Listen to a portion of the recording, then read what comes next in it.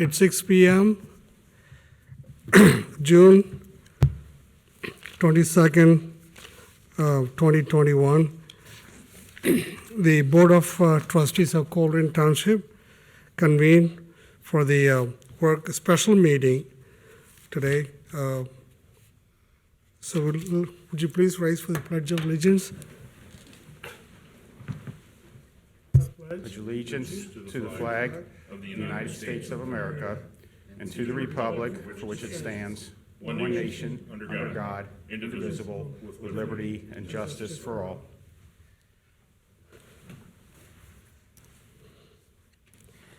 Okay, have seated, please.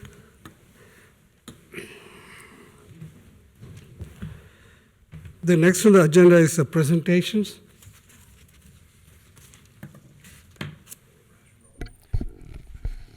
Mr. Rajagopal, perhaps we should do roll call before we get started. I'm sorry? Let's do roll call before we get started. Oh, I'm sorry. Yeah. Roll call. Stronger? Here. Mr. Rajagopal? Here. Mr. Waller? Here. Thank you, Mr. Rajagopal, Board of Trustees. Everybody in the audience, hello, good evening. This is a special work session of the Board of Trustees to discuss traffic calming. And as I look at the agenda here, it looks like we'll be giving a staff presentation and then having a conversation. So we're looking forward to talking about this important issue tonight. I will jump right into the presentation if that's okay. Go ahead. Okay, very good. Okay, the presentation tonight has 4 different parts. The first part is we'll talk about sort of the background of the issue and what the current policy of the township is. Then we'll move to our review and analysis of best practices and peer practices. Then we'll look at some preliminary traffic data that is new on Laurel Linda Drive. And then we will do we'll offer our recommendation and way forward. So here we go. As background, I think it's safe to say that folks in our neighborhood, they're tired of speeders, right? I think that really is the crux of the issue. Nobody likes it when you're sitting outside, your kids are playing outside, and somebody comes barreling through your neighborhood. It's not comfortable, it's not safe, so we are here to talk about what to do about that. In Colerain in the past, we've had a problem-solving mentality. We have tried things like a temporary chicane to see if that might be a way forward. It certainly solved the problem of speeding, but ultimately became cost prohibitive, and we're looking for other options now. The Board of Trustees has adopted a traffic calming device policy, and we'll talk more about that now. The purpose of the traffic calming device policy that the board adopted is to provide a way for residents to submit a request for traffic calming devices, what we're talking about tonight, and to define then the way that the township will evaluate those requests. The way that you make a request according to our current policy is you just simply send an email to the administrator, that's me, and in that email you just say what street name, the name of the street that you'd like the device on, why the device is needed, and contact information for you so that we can reach out and get more information from you. Once that request is received, then the administrator works with public services and police to determine if a study is necessary at the site. And typically, a traffic monitoring device would be deployed to collect traffic data like traffic counts and speeds. And we're all familiar with these traffic monitoring devices. They're the boxes that show your speed sometimes, and sometimes we can turn them off and just collect the data. Typically, a traffic calming device, when I say traffic calming device, I'm talking about this whole range of things from speed humps to speed bumps to speed tables to speed pillows, all the things, right? Typically, a traffic calming device would be warranted if 85% of the traffic exceeds the posted speed limit by 10 miles an hour. And if we get that far, we then have to push the project through a filter of these 4 or 5 rules. The first is we can only install traffic calming devices on streets that are maintained by the township.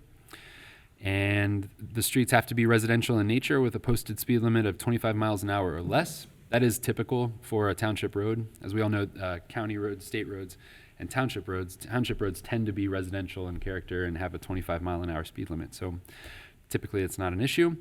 It has to have an average daily traffic count of 500 vehicles per day and a maximum ADT, that's average daily traffic, ADT, of 2,500 vehicles per day. So between 500 and 2,500 vehicles on the street.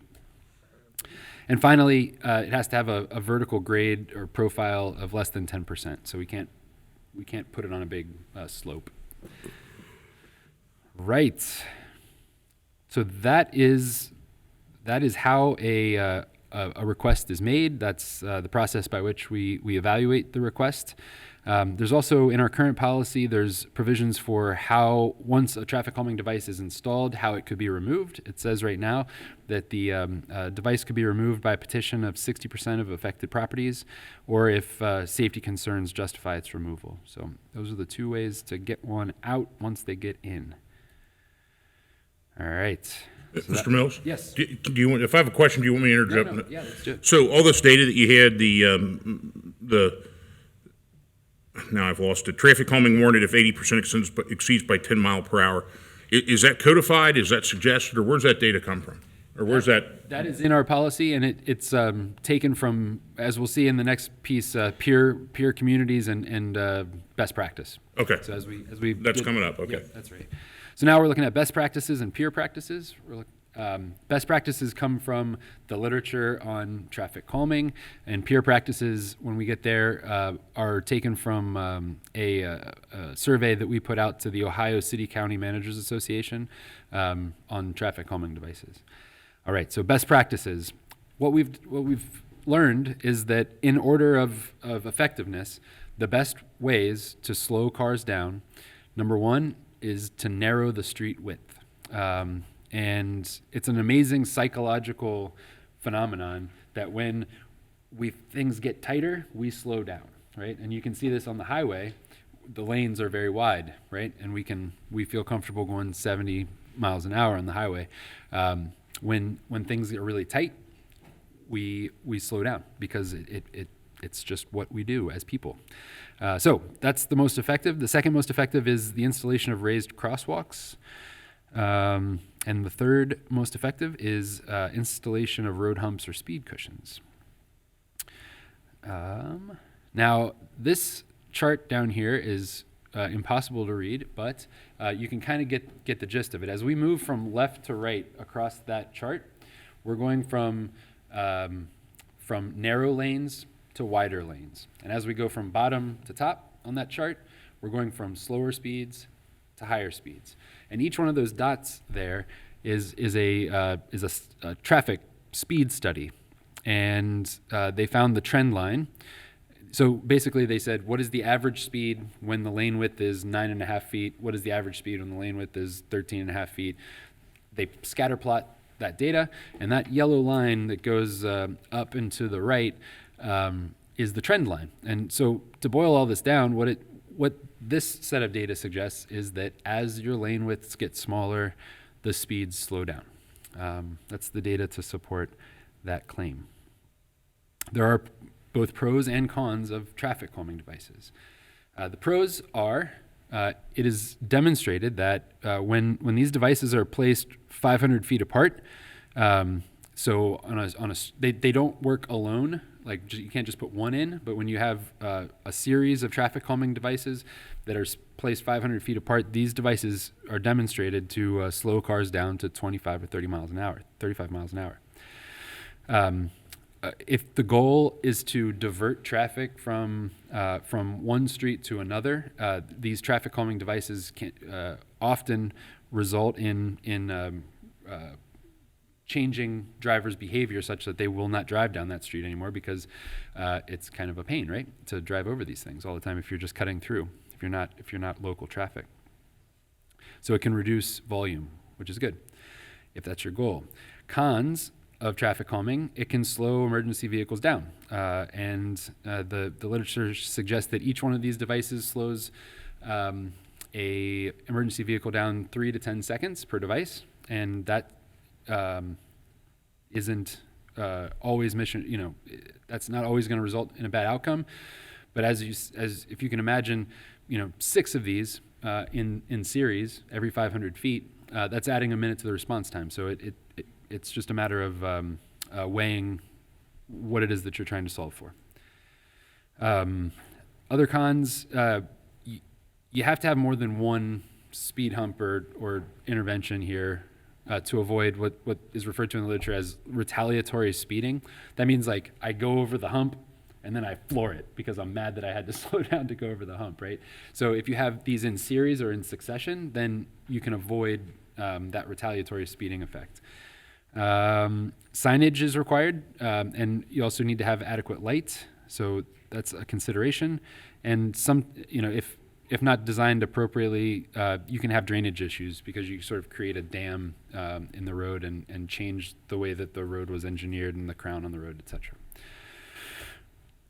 They can create noise, and they remove parking spaces from residents because they're taking up space in the road, and they have been shown to damage the insta-chains on fire and EMS vehicles. So those are the pros and cons. Moving to peer practices, we put out a survey with, as I said, the Ohio City County Managers Association. We received 11 responses back from communities in Ohio. Half of the respondents, they don't do traffic calming under any circumstance, so they just don't do it. That's their policies. They don't do it. 5 do have a formally adopted policy. 3 of those 5 require a formal petition to be signed by over 50% of affected residents for traffic calming devices to be considered for further review by the community. 3 of the 5 have of the 5 that have a policy, 3 of those have the same 85% threshold as Colerain. 2 mention that they do not allow speed bumps or other devices because they've in the past had to remove them after 1 or 2 years. So they put them in, and then other residents say, I don't like these, get them out. And so they remove them, and then now those communities say, we don't want them anymore. One of them says that they pass along the full cost of the traffic calming measures via assessment due to resident complaints. So that is sort of a survey of our peers and the results there. Here we have some graphic illustrations of different types of traffic calming devices. So here we see the chicane. Here we see a speed hump. We're all familiar with those. Here we have a speed table where you go up and then it's horizontal and then back down. Here we have a speed cushion. These are really interesting because the goal here with the speed cushions is to slow down vehicles with more narrow wheelbases like cars and light trucks, but to allow vehicles with wider wheelbases to be unimpeded by the speed table. So imagine a fire apparatus or ambulance apparatus. They have a wider wheelbase. So the idea is that those would be able to go through, but cars would not. So interesting. The pinch point is another traffic calming device. This is making use of that psychological effect of narrow equals slower. So it pulls the sidewalk and the right-of-way towards the edge of the driving path here, or the carriageway, I think it's called. It also has the exact same effect as just a car parking right there, right? You've got a car parked here, and then you just have some sort of amenity area like for a bench or for street trees or whatever, like almost like a pocket park. Street trees also have, because it has this narrowing effect, street trees have been demonstrated to slow cars down. And then here we have a mini roundabout, which is really just in the very middle of the intersection. You have a small circular area. I grew up in College Hill, and I remember there's a street in College Hill that had a tree in the middle of it, and it certainly did slow cars down. So the mini roundabout. So those are, according to our research, those are some traffic calming devices that have demonstrated success. All right, moving into phase 3 of the presentation here. Here is preliminary traffic data from, we did a traffic study on Laura Linda Drive. That was a conversation that we've had a lot in the past at trustee meetings. And so there's a lot of data here, and you can't read it, so let me read it to you here. This study was done over the course of 12 days. The speed limit on Laura Linda is 25 miles an hour. Over the course of the 12 days, and this was running 24 hours a day, the average speed recorded was 26.56 miles per hour. The median speed was 26.1 miles per hour. And the 85th percentile speed was 30 miles an hour. That means that 85% of the vehicles were traveling less than 30 miles an hour over the course of those 12 days. The minimum speed was 20. The maximum speed was a troubling 53 miles an hour. That's the outlier, the max. And the way that the sign, the traffic speed sign was set up was that it showed you your speed, which also has a psychological impact. And if you see this pie chart here, the blue and the black, the blue shows the number of vehicles that were affected by the speed sign. So when their speed popped up, they slowed down. So if the vehicle sees the sign and slows down, then it gets recorded in this blue area. So you can see that there's another traffic calming device are those speed signs. What we see here in this bar chart, stacked bar chart here, is hours of the day across the horizontal axis here, and number of vehicles across the vertical axis. So green equals less than 25 miles an hour, yellow equals less than 35 miles an hour, and red equals violators. That's more than 10 miles an hour. So we can see, 4 o'clock and 5 o'clock, you can see that there are a few folks that are going over the 35 miles an hour. So interesting data, and that's the type of stuff that we get from those traffic studies. All right, and now to wind this thing up, our recommendation and way forward. So the recommendation from staff is that the board evaluate the existing traffic calming policy and let us know how we can improve it or change it based on hopefully on research and best practices. Based on the various studies that were conducted, it appears as though a reduction in lane width is usually the most effective traffic calming tool. It should be considered first. Also, the staff recommends that if the board wants to do traffic calming interventions, put in speed tables, speed humps, speed bumps, that we test them first, so that we're not, with temporary installations, so that we're not making permanent changes to our roadways, and then come to find out that maybe the community didn't want them as much once they have them in, or maybe it didn't slow them down as much as we thought. So getting back to this sort of iterative approach of testing a hypothesis, seeing if it works, and then making a bigger investment if it does, and people like it. Mr. Mills, could you go back to the previous slide with the graph? Yeah. So on that vehicle slowed, I don't see a percentage. I'm assuming there's a percentage somewhere. Yeah. Yeah, I would have to guess that that's about 60%. Okay, I was going to say 65. So, do we know how much they slowed by average? I don't know, and I wonder if it would tell us that. Because I sense that with the speed showing, there's going to be a demonstration effect. Yeah. There is certainly when I see one, even if I'm not speeding, I slow down. Right. I mean, it reminds me, hey. That's right. Yeah. So that's the. I appreciate all the data. I just wonder about like I said, demonstration effect on something like that. Mm-hmm. And you'll notice there are places I've seen in driving through Green Township, for example, where there are permanent installations of these speed boxes, and again, that's another intervention that can be done to slow people down. Okay, thank you. Mm-hmm.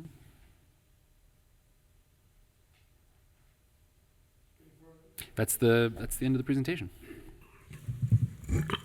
What we'll do, this work sessions, I'm going to call out the residents who would like to address this issue. You can come forward. Some of them fill out the application, the forms. Then after that, citizens address. We trustees will make some comment. And the final thing, the what Jeff Mills mentioned about the recommendation of the trustees to order that administration what direction you need to go and to help this the problem. Okay, it's a serious issues, and we got to take it very seriously. So just a point of order here. Are we allowed to make a recommendation out of a work session, or do we do it later in the actual trustee meeting? No, I think that you can. I think, let me, while folks are talking, I'll review those rules. I would say Okay. as long as we didn't vote on it. Yeah, I don't think we're allowed to potentially make a decision. It needs to be made in the next, but that's, I'm going from dark into deep recesses. We're just here talking about it right now. So right now, let us hear, and please be brief, and we are really, the trustees, the administration, care about this neighborhood. It's our duty to provide utmost safety for the people, for the children. So let's proceed with the first one. Pete Burrell.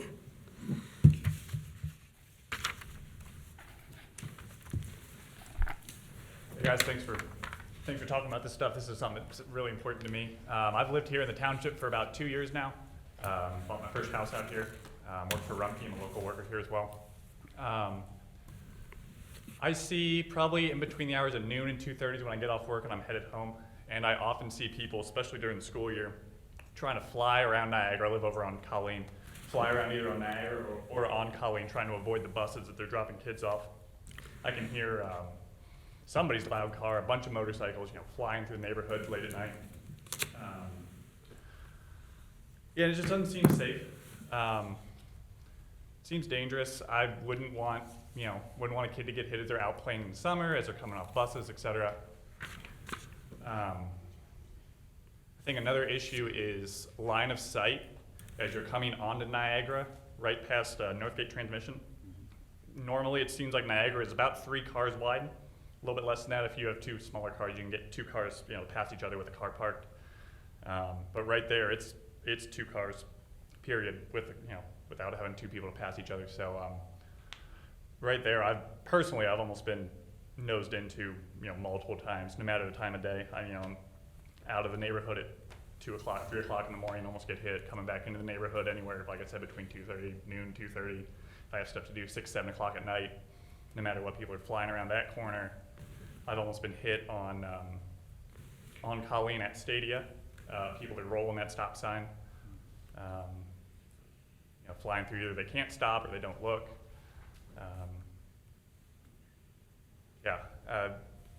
Also, that 85% speeder thing seems a little high, 10 miles an hour over.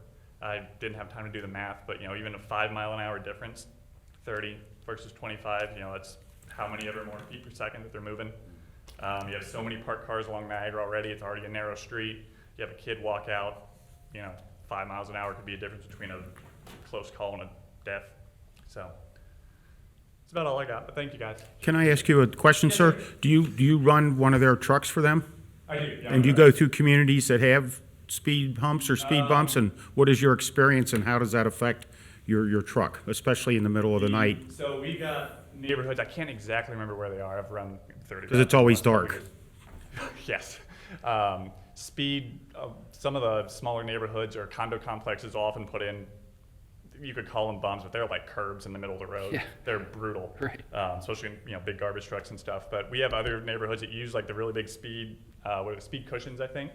And we slow down. If it's 25 miles an hour, I may slow down to 20. Knowing where they are, I can run them at 25, and it's not a problem. My grandma lived in a neighborhood over in Springdale where they put in real, almost dangerous speed cushions, in my opinion. But if you hit them right at the 15 mile an hour that's marked, it's fine. Any more than that, you blow out an oil pan. I was young once, I did it. My dad was mad. But yeah, speed cushions and speed humps, I don't see many speed tables, but the longer they are and the more gentle they are going up, as long as you're going the speed limit, they're not that bad. Are you in a front loader or a rear pickup? I'm a rear pickup, but it's a cab over. It's one of the new ones, the CNG trucks. Okay. So they're brutal on flat And ground. your equipment clears, Everything. If you bottom out one of those, you have bigger problems. besides the fire trucks and the other things, I imagine trash collection vehicles and school buses would be the other 2 bigger Yeah. vehicles. Yep. So your equipment clears those okay, except in the, I've never had a problem going over any type of speed hump, speed bump, nothing like that. okay, thank you. Yeah, no problem. Thanks, guys. Thank you.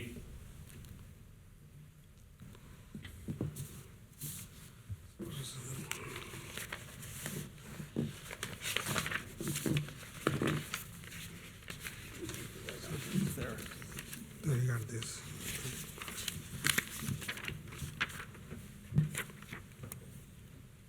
Eric, next.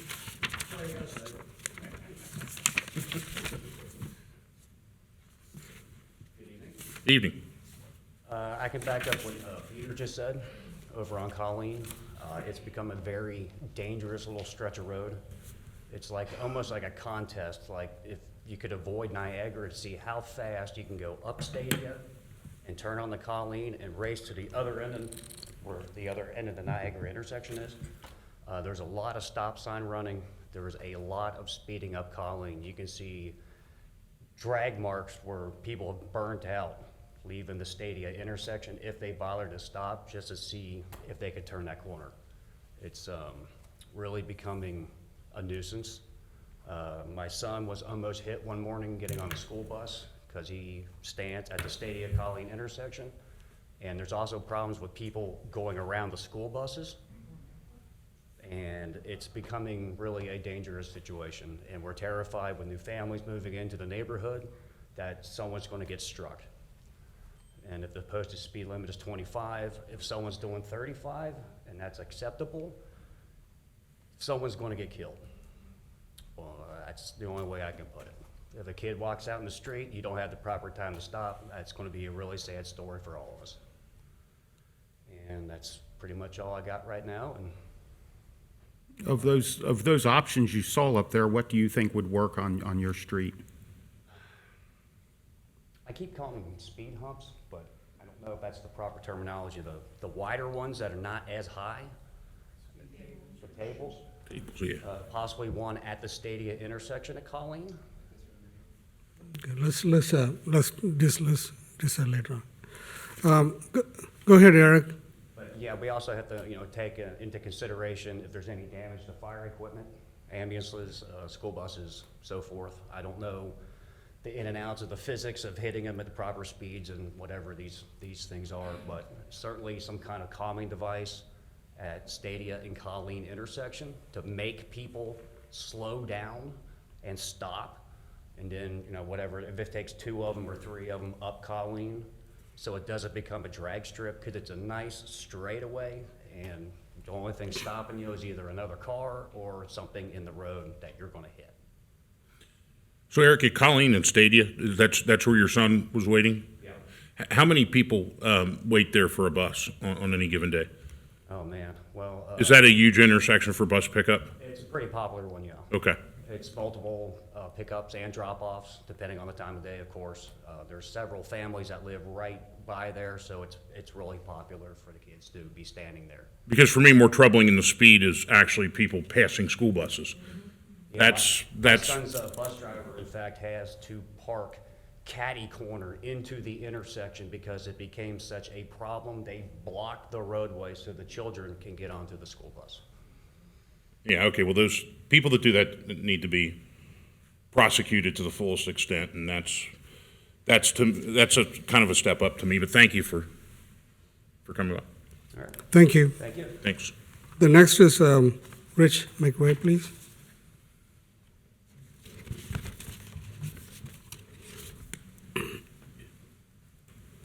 Thank you, Board. It's an important subject, and I'm glad you guys are taking the time to do it, and I appreciate the presentation that Jeff has made.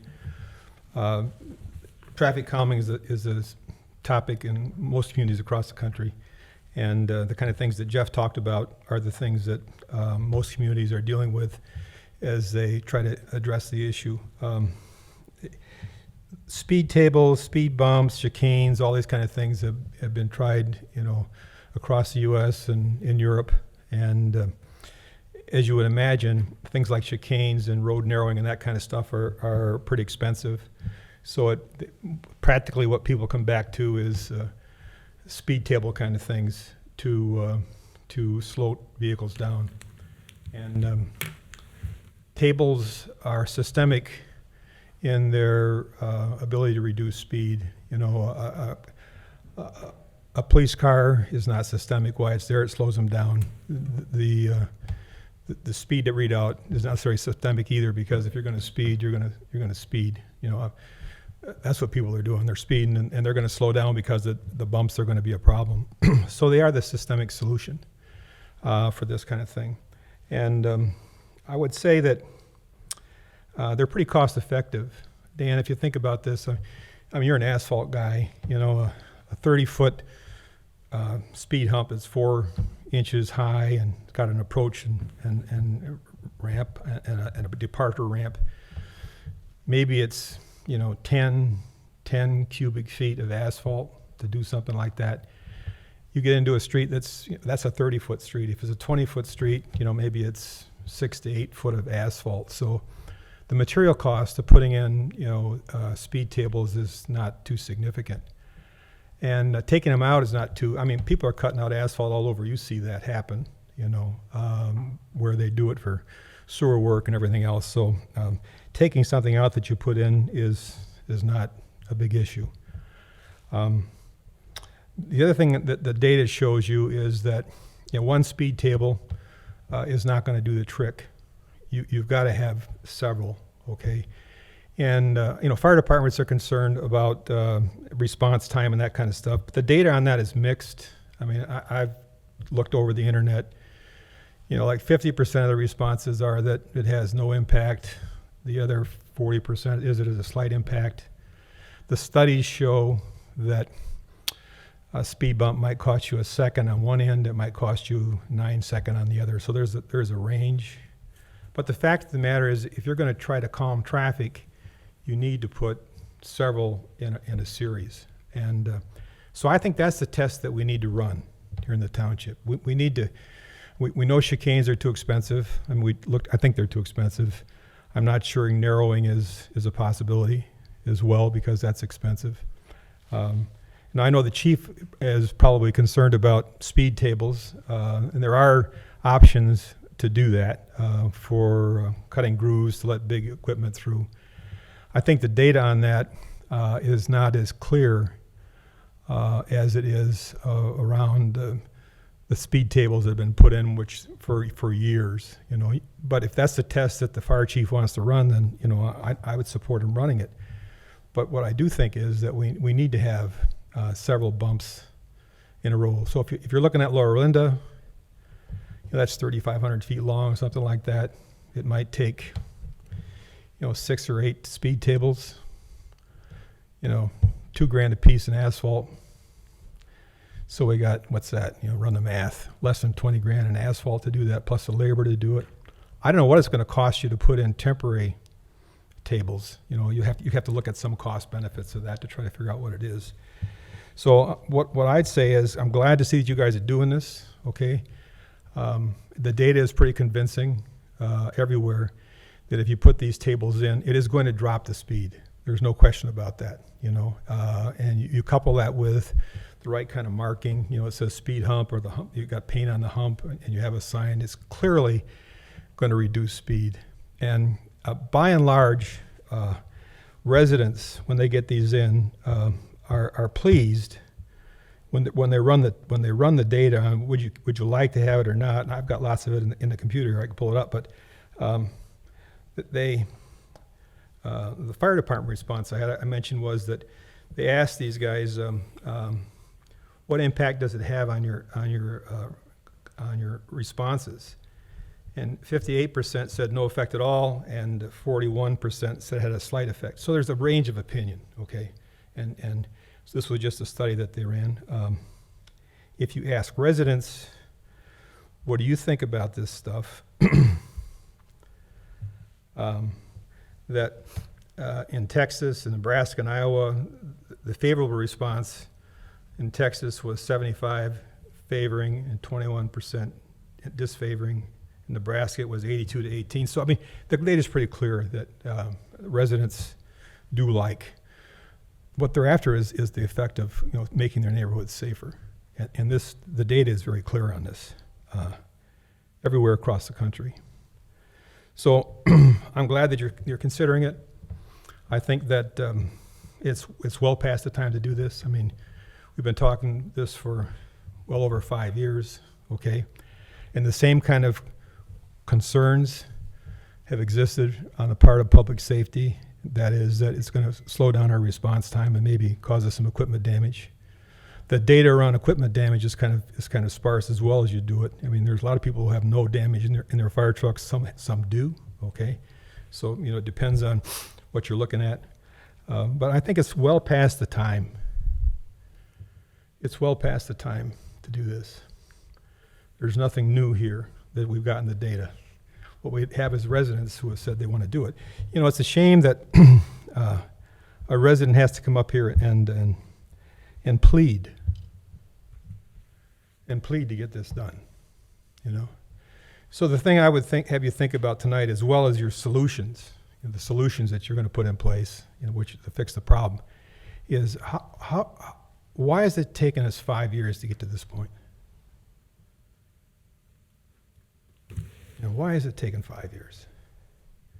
That's the systemic issue. It's not the technology. So what I have you give that some real hard thought. You know, why did we have to get to the point where people were pleading for you to make a difference? Thank you. Thank you. Thank you, Rich. These are the requests people filled in. Anyone step forward to talk, we're welcome to come to the microphone, please.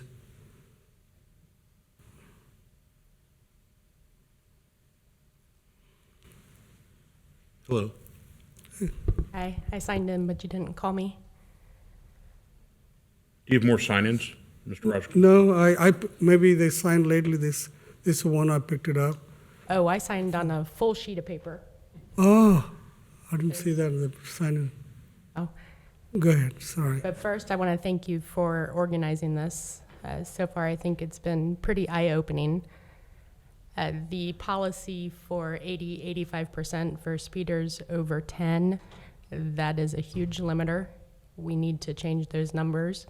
I don't think even on Niagara, we will be able to reach 80 to 85% of speeders. So in that case, our conversation's over if we keep that in the policy. I wanted to know for the Laura Linda traffic study that was posted, we showed some of the data, but what we didn't show on the screen was the effectiveness of the chicane. Just for fun, when the chicane was installed, the average speed dropped to 17 miles an hour. So that was missing from what we see on the screen right now. So it is effective. I completely agree and understand $13,000 is a huge cost. I'm not a fan of chicanes because of that, but for $13,000, that might get us 3 to 4 speed bumps, humps, whatever it is we want to have. Maybe when we do our test, maybe we can test several options in a swoop, have a speed bump, then a hump, then a cushion, and mix it up and see what actually is effective. But at this point, I don't want to be rude and say that we're doing 0%. We're doing darn close to 0% for speeding. I would hope that we can say that maybe right now, today, we're addressing it at 20%. I think that's generous. And I know we will never make it to 100%, but we have to do more tomorrow than we are today. Thank you. Thank you, Lori. Connie, please.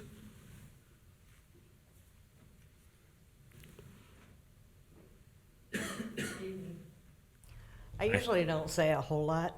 As you know, I'm usually quiet. This is I'm aggravated to the hilt. I sit on my porch, and any of you are welcome to come to my house and sit on my porch. I live on Niagara. There are cars that go up that street, and I feel like there's a plane going by. I am tired. I have begged. I have told everybody. There has been officers that have pulled over but there's got to be something done before one of these children are killed. And that's really all I've got to say. Don't wait till one of our kids get killed. I have 2 grandchildren that live with me, and I'm afraid to back out of my driveway because there's cars, they whip around you. If you pull over just the least little bit to let somebody come up this way, they whip around you. Somebody is going to get hurt. Don't wait. That's only my request. Don't wait till somebody gets killed. Thank you, Connie.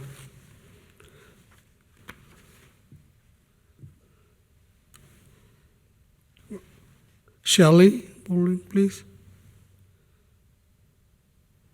Shelley Bolden. Is she gone? Okay. This is a list of the people that signed up to speak. Anyone welcome to come address, please. If not, I will ask each trustees can give their. I'm sorry, come on.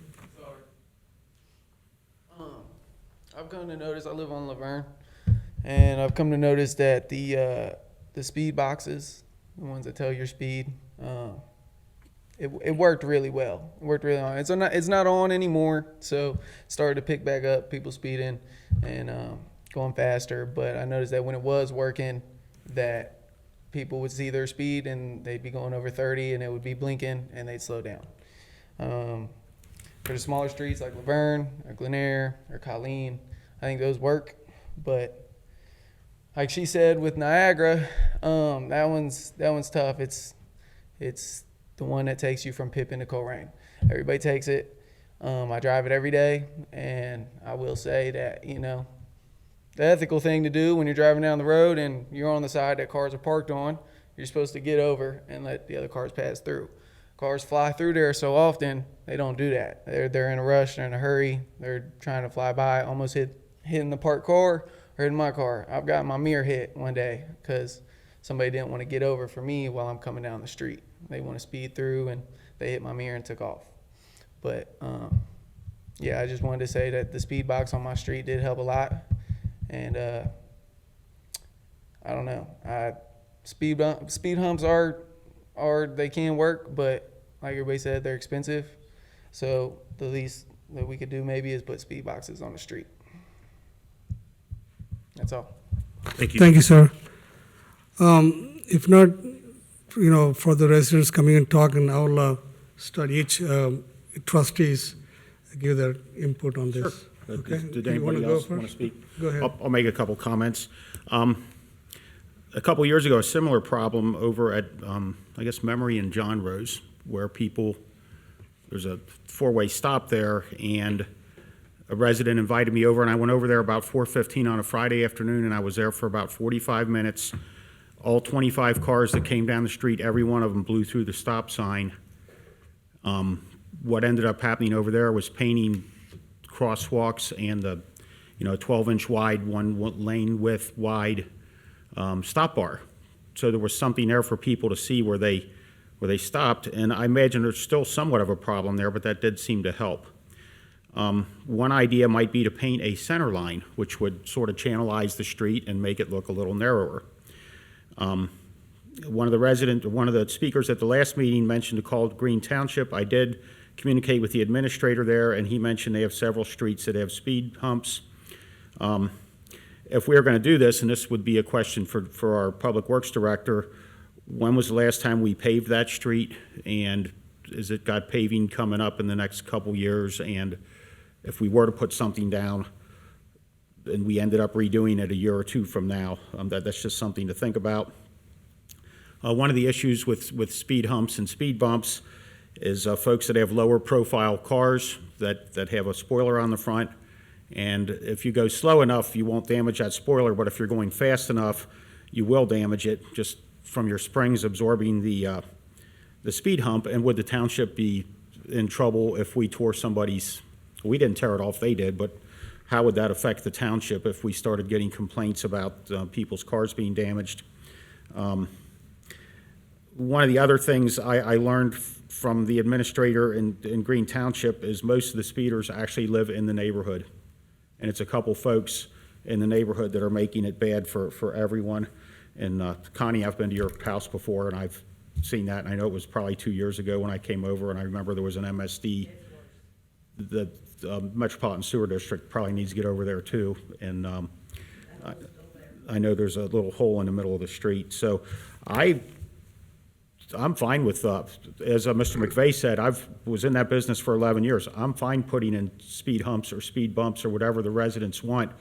But I will tell you this, if they go in, they're going to be there for a number of years. I don't want to put them in and, you know, have the next group of people at our meetings coming up saying, you got to get these things out of here. Well, I was just suggesting you could put the box in where people know on Diana. Right.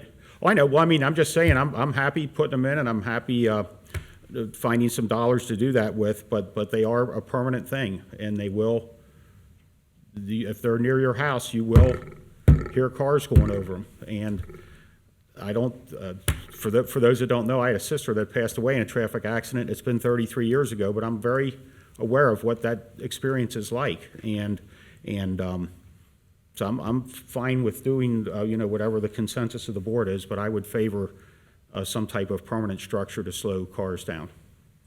Did you have a comment? You're the mayor over there, so. Well, yeah, I was gonna say, you said it's gonna be there for a while. One thing that we can tell you when we're doing streetlight conditions is, the first question everybody's mouth was, this is great, but what about the speed? So, I mean, we would be willing to go out and get signatures. You know, I guarantee you, probably 80 or 90% of people would support it. Well, and at the last meeting, Right, Carly, and I did talk to Carly a couple days later, and I applaud her, because these are real signatures. These aren't, somebody started clicking on a social media site. These are actual real signatures that she went out and. If you wanna do a street, we have no problem getting together and going door to door.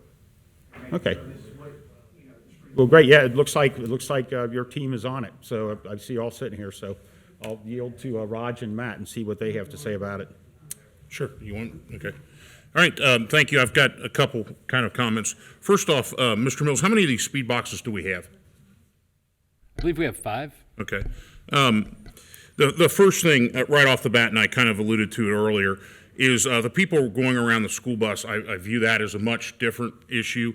I mean, obviously we're out of school now, but an issue that's even more concerning. And I think that my recommendation on something like that is to have the police work with the school district, find out when, because we've got set times for these school buses and pickups, and I think if we make a visible presence there, that's going to reduce that, because I don't know the exact penalty if you blow past the school bus, but I'm sure it's not pleasant.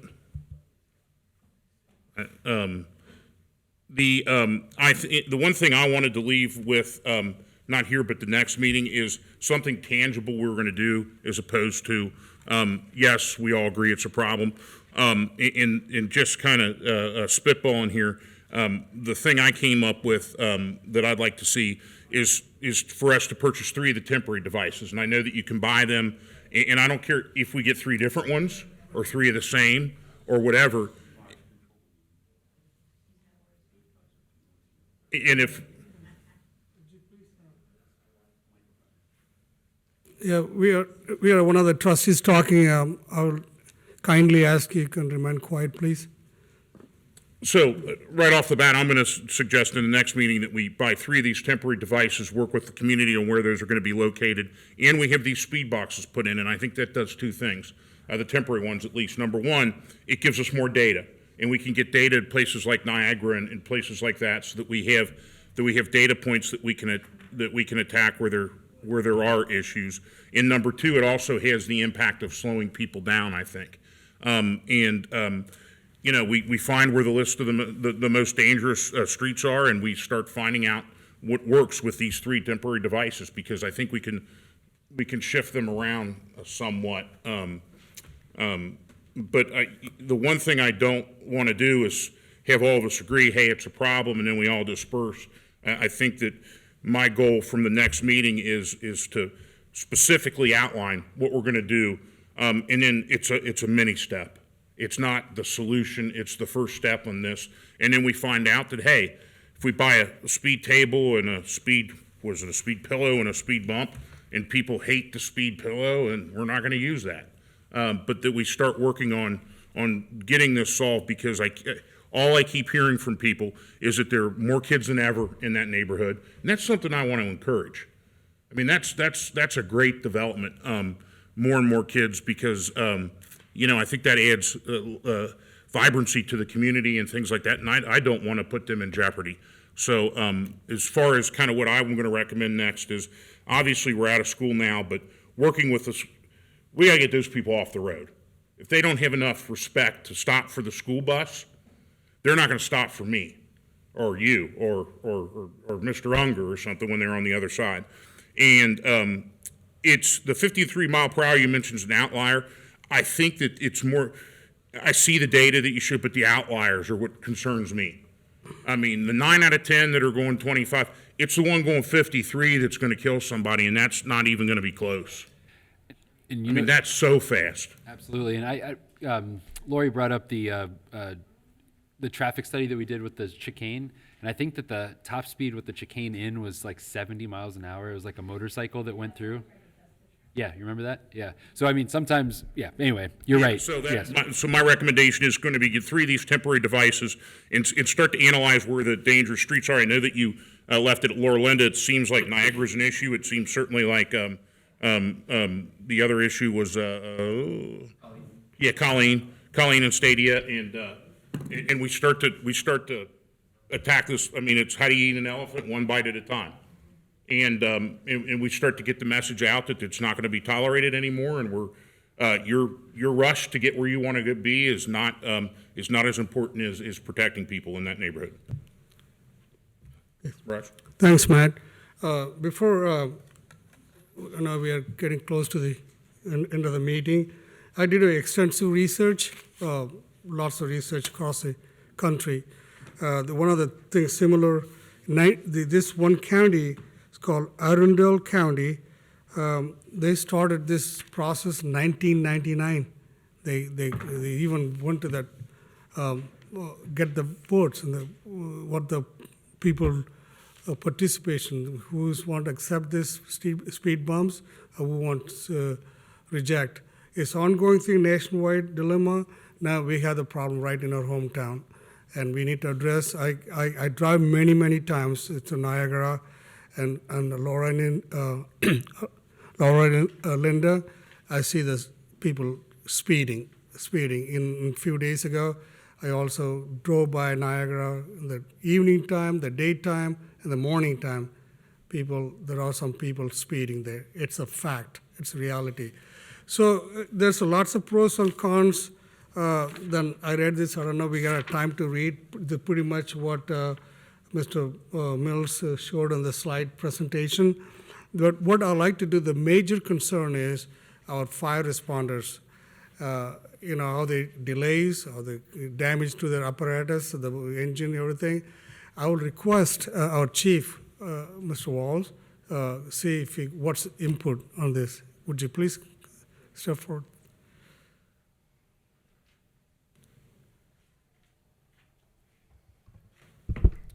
From my perspective, I would be a hypocrite to stand up here and say that we shouldn't have traffic calming devices, because after all, we're in the business of providing for a safer community.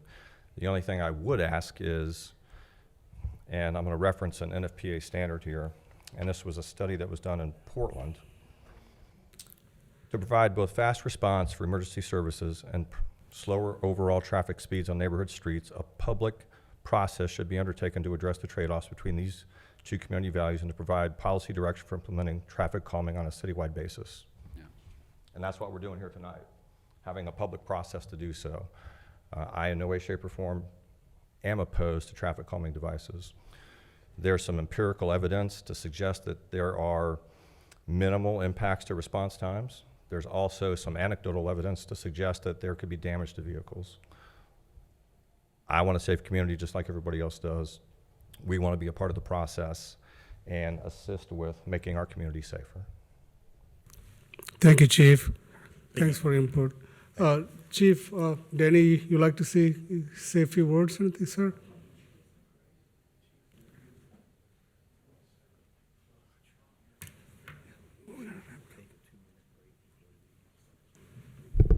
I'd agree with Chief Walls.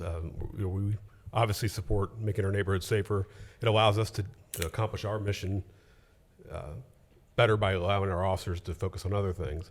I just want to make sure that we do the research on it. We make sure we do the right thing. There are some concerns when you're testing on one street. What does that do to these streets on the other side? So I just want to make sure we look at everything before we dive in and make sure that we're doing the right thing. But we have no opposition to it at all. It doesn't cause any interruption in our response times at all. So, thank you, Chief. Last few days, I've been talking to very prominent administrators from our neighborhood, Green Township, Westchester Township, very lengthy conversation. And my goal is, I also mentioned to them, we're going to talk with Mr. Mills and participate in how we got to come up with this solution in a fast manner, very fast. We assure you we'll get it done quickly as possible. And there's a lot of options there. And a lot of township cities, they're coming with a lot of innovative new techniques, new methods, and we'll explore it. We'll make it happen fast as we could. Thank you for coming to the meeting. We'll take a short break for the next meeting. We need to adjourn the work. I'll move to adjourn. Yeah. I'll second the motion to adjourn the work session. Mr. Baker, roll call, please. Mr. Unger, Aye. Mr. Rajagopal, Aye. Mr. Waller. All right. The work session is adjourned. The regular meeting will start in 7 o'clock. It's 7:03 p.m., June 22nd, 2021. The Board of Trustees is convened for the regular meeting. Would you please stand, Mr. Baker, roll call, please. Mr. Unger, Here? Mr. Rajagopal, Here. Mr. Waller. Here. Let's stand up for the Pledge of Allegiance. I pledge Allegiance to the flag of the United States of America and to the republic for which it stands, one nation, under God, indivisible, with liberty and justice for all. Let's remain standing. Let us take a few moments to think about our first responders, police officers, firefighters, and our soldiers, how they risk their life every day just to save us, protect our children, family. Let's ask God to be with them every day.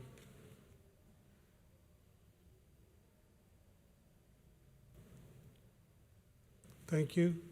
Be seated, please.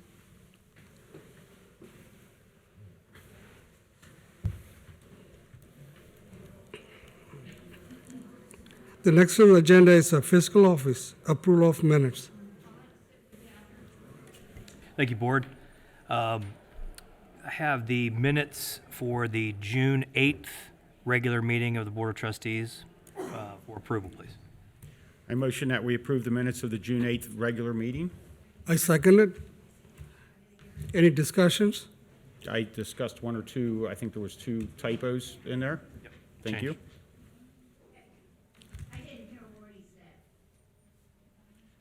This minutes approval, the formal minutes, it was posted, so we are voting on that, approving the minutes.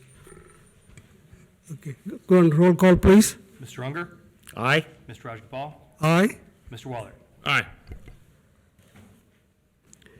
The next on the agenda is the presentations.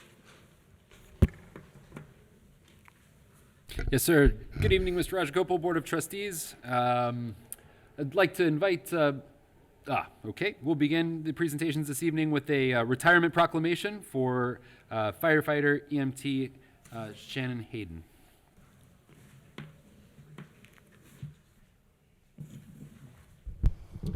Good evening to the board and those in attendance this evening.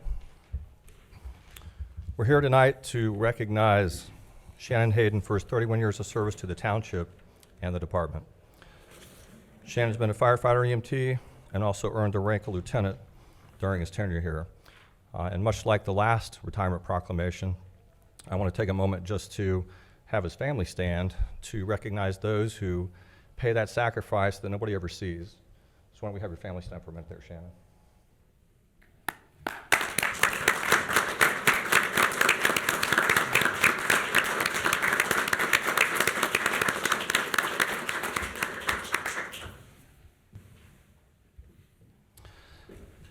When I was thinking about the words I would choose to honor Shannon, I felt the best way to do it was to compare Shannon to the oak tree.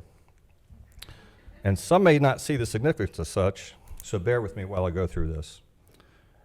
Throughout history, the oak tree has long been held sacred. In biblical times, the oak tree had significance and symbolized the strength of the church and of God. The oak tree has also been represented in different myths dating back to ancient Greek, Roman, and Celtic civilizations. The oak is a sacred tree for the Romans, who dedicated it to Jupiter, the Greeks, who dedicated it to Zeus, and the Nordics, who associated it with Thor. The mighty oak is the king of the forest, and most of us would agree that there could not be found such a stable and planted tree as this proud symbol of nature. The oak tree symbolizes strength, protection, resilience, solidity, truth, survival, courage, honor, justice, heroism, knowledge, and wisdom.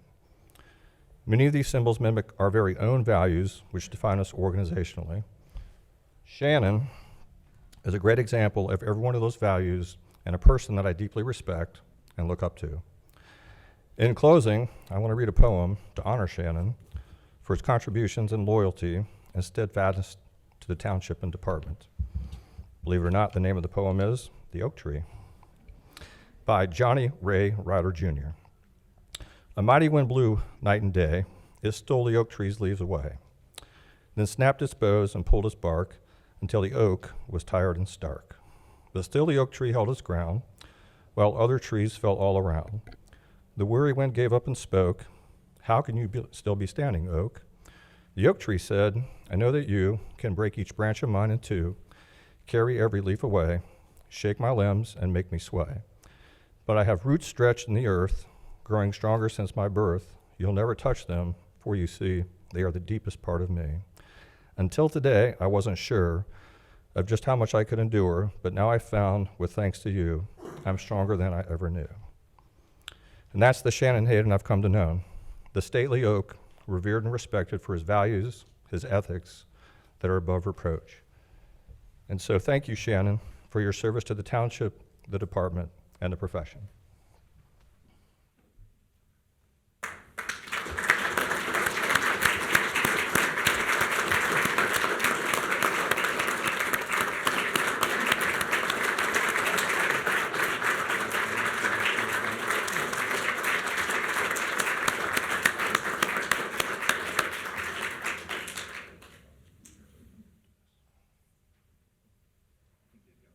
I've got one I'm going to read.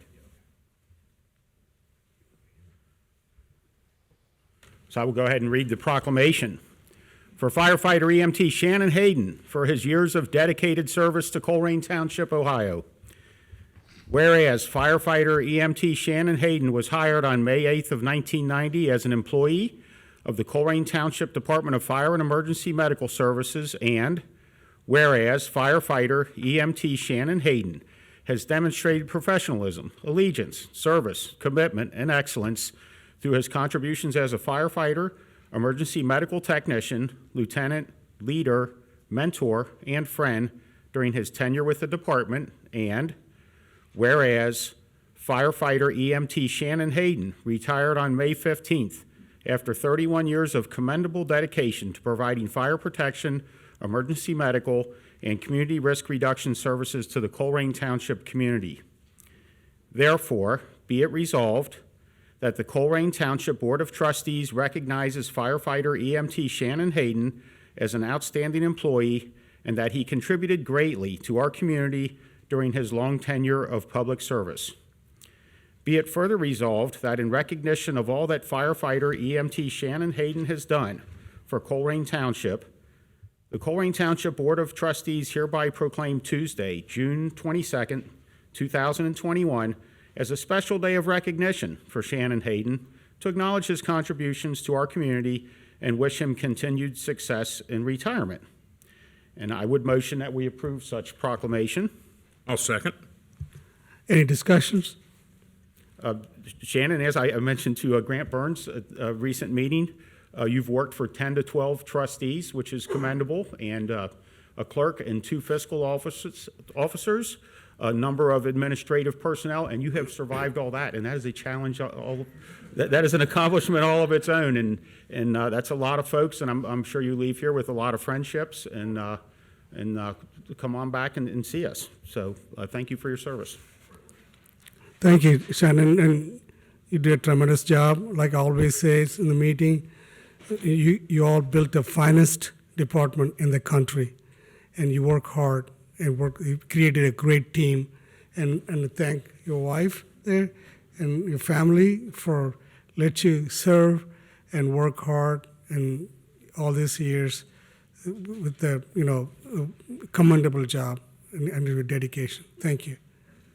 Just thank you. Again, I'll just echo what the other two said. It's a little humbling to sit up here the past several weeks and see some of the folks that are retiring, and just kind of the fact that they've devoted their whole lives to helping people. And it's just it makes me leave here wanting to just be a better person. And I think that that's so commendable that is the leadership type that we have in our township government, and our police and fire and in public services. And I just thank you. Just seems completely inadequate for what you've done for us, and I certainly appreciate it.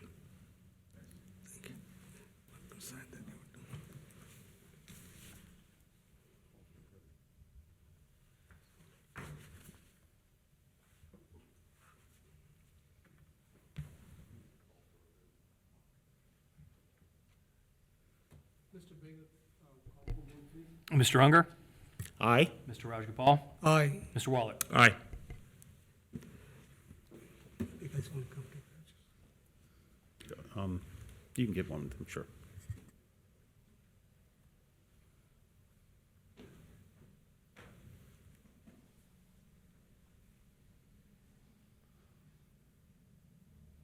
Get his good side.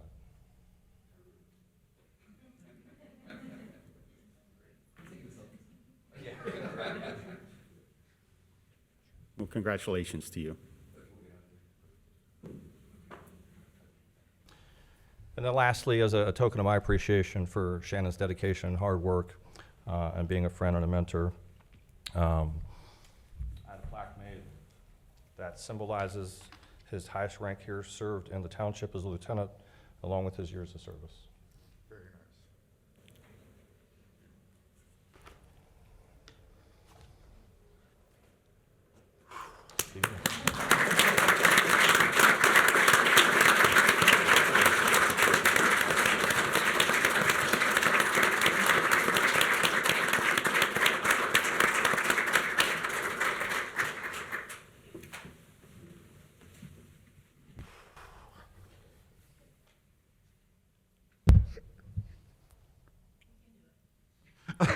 I'm trying.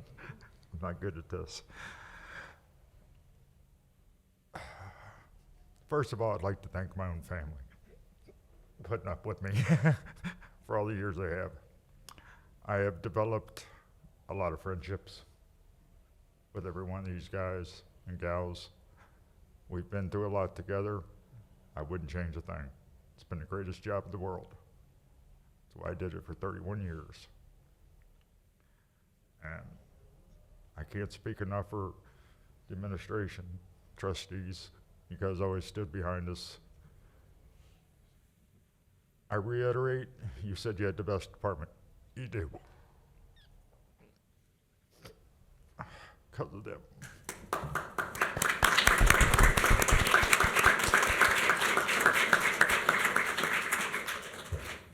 And I would like to say thank you for everything. Thank you, sir.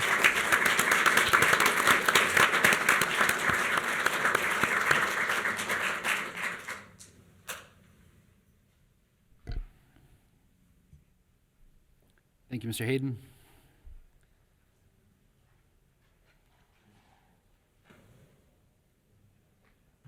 Thanks to all of you for coming out, and thank you for your service.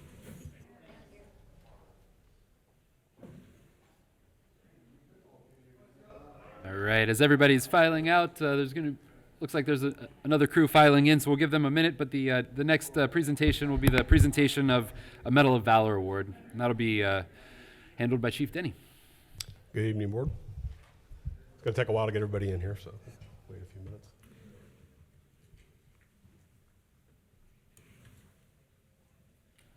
We need a public. Pick that up so people can. So I think we need a public safety. Out of it if you hold it up. Whatever the camera is. You pick that up, Chip?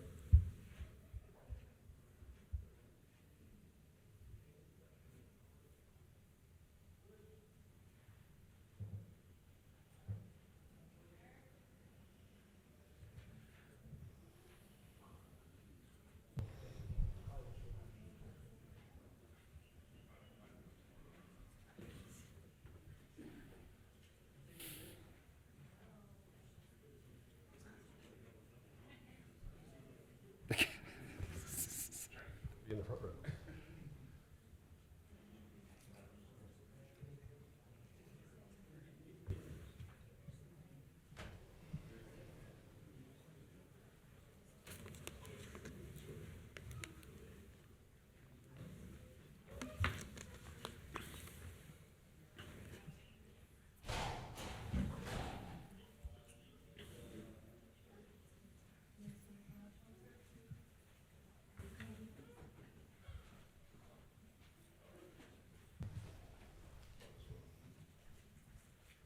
Well, this is an honor for me as well. This is the first time any chief has gotten to present this award. This is the highest award that the police department has to offer, and it's very impressive to see the display of family and coworkers that came tonight, so I'm happy for that.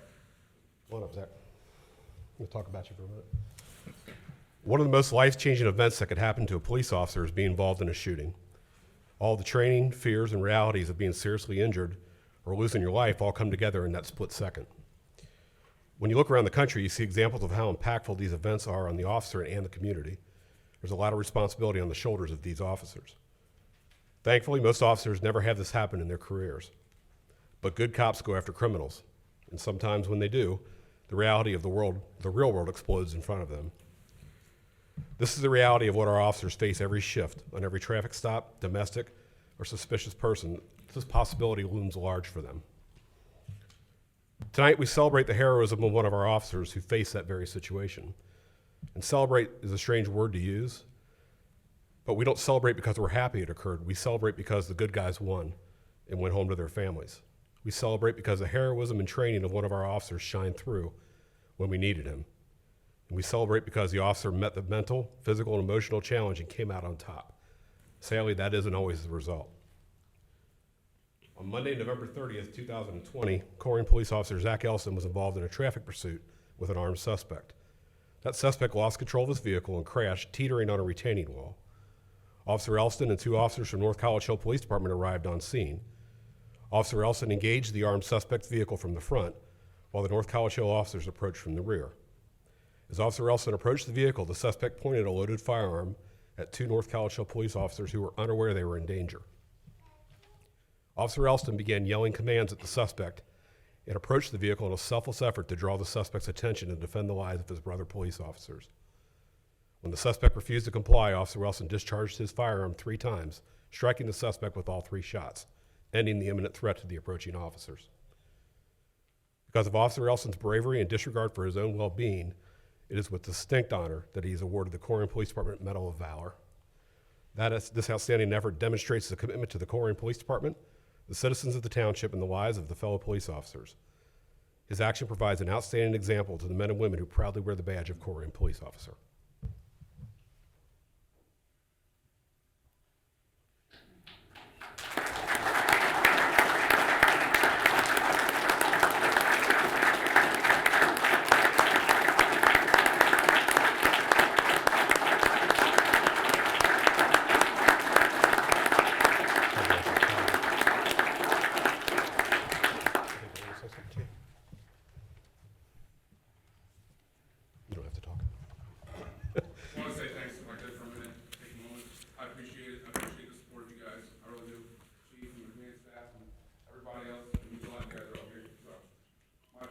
uncle, my fellow officers, so thanks a lot, I appreciate it, it means a lot, so stay safe.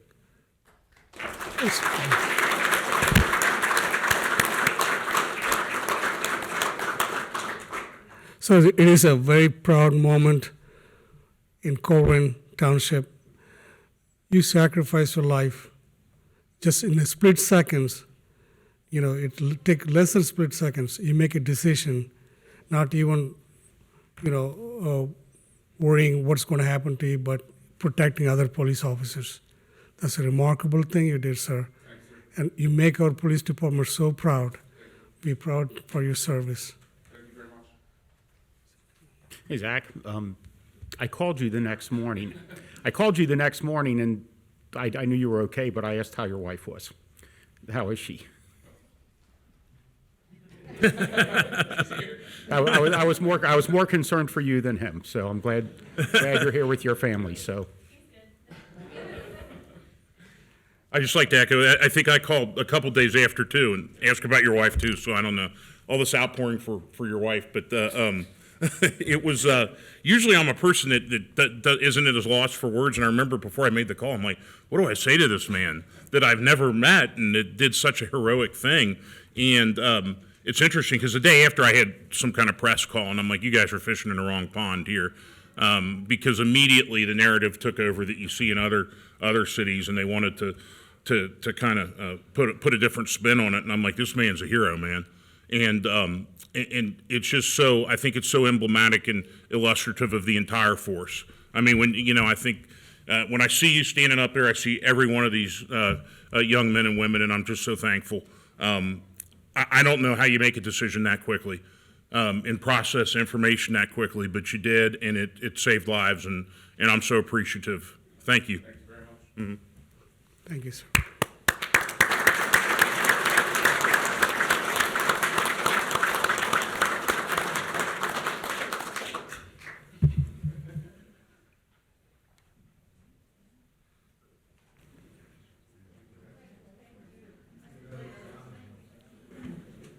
Thanks for coming out, and thank you guys for your service. Thank you, sir. Thank you.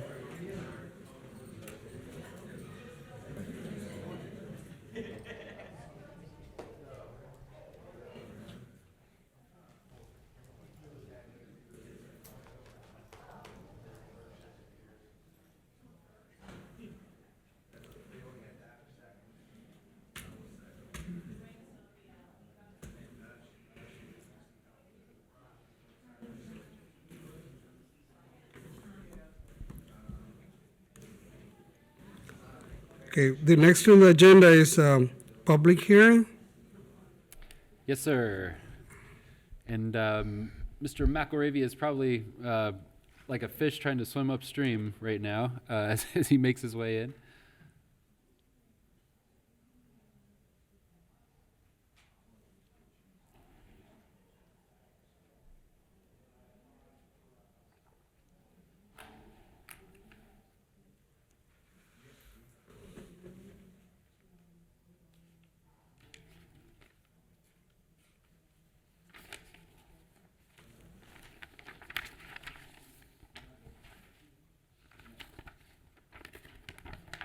Let me see if I can. Matt,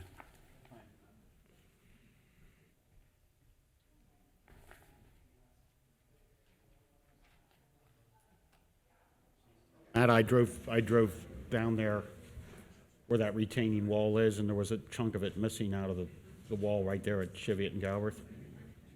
The next day, 'cause I wanted to have a better understanding of what had happened, and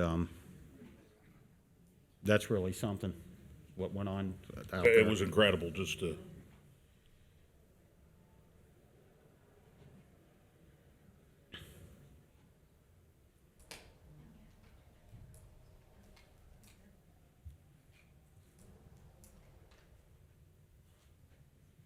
So we're not in dead air, we're actually waiting. For those in TV land, we're waiting to open up a hearing on the public budget, and we're waiting on Mr. McElravy. We have a large crowd outside for a number of honors that we're given this evening.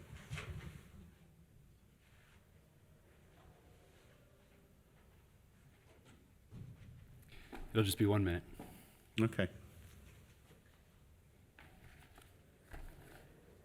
So so this is at the time in June when we have our public hearing on the tax budget. It's the first step of. Yep, sure. I can go over that a little bit. So the budget cycle begins awfully early, it feels like. The budget cycle begins with a tax budget that we review in June, and then that really the purpose of the tax budget is to convey to the auditor that next year, yes, indeed, we do need to collect all of our levies. Following the tax budget, we have the temporary appropriations, which come in typically in December, and then permanent appropriations will happen in March. Mr. McElravy, would you like to? With that introduction, I'd like to motion to open up the public hearing on the 2020 tax budget. Could we maybe do the staff report first? Do and then- staff report yeah. first, okay. I withdraw the motion. Awesome. Good evening, Board. My apologies for the delay. I was in back working on the 2020 audit. The item before you is, I think, as Mr. Mills mentioned, the first step in the 2022 budget process, and this is the 2022 tax budget. What it does is demonstrate to the county that we have sufficient fund balance and estimated receipts for the upcoming budget cycle to meet our anticipated appropriations. The source for the analysis that went into this is the 5-year financial plan that was approved as part of the last strategic plan and budget. And the staff recommendation is adoption of the motion. So now I'll motion to open up a public hearing on the 2020 tax budget. 2022 tax budget, I'm way off. 22. I seconded. Okay, we have motion, roll call, please. Mr. Unger? Aye. Mr. Rajagopal? Aye. Mr. Waller? All right. Any discussions? Very good. So would anyone like to speak on the 2022 tax budget? Okay. Seeing none, I recommend that the board close the public hearing. Okay, thank you. So I'd just like to, I would like to make one comment for those that may be watching for the first time. These numbers are just placeholders, and they can change and be changed and subject to change. It's just that we need to notify the county that we do indeed have a budget in place and that we'll be needing those funds and to kind of put our flag on it. That's right. So with that said, I'll motion to close the public hearing on the 2022 tax budget. I will second the motion to close the hearing. Any discussions? Roll call, please. Mr. Unger? Aye. Mr. Rajagopal? Aye. Mr. Waller? Aye. And gentlemen, you'll see that there is action on this item later in the agenda. We can take action on that. Okay. Okay, second, the next on the agenda is a citizen's address. We have some people signed up. I would urge each resident who are going to speak, keep in 5 minutes because we'll have other business we got to take care of it. I think we'll open up a clock there too, can watch it. It's always they say it's meaningful if you can express in 5 minutes. People get absorbed. Anything over, people don't get it.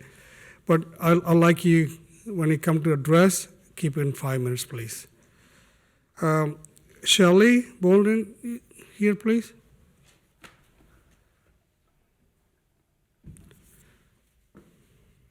Hello.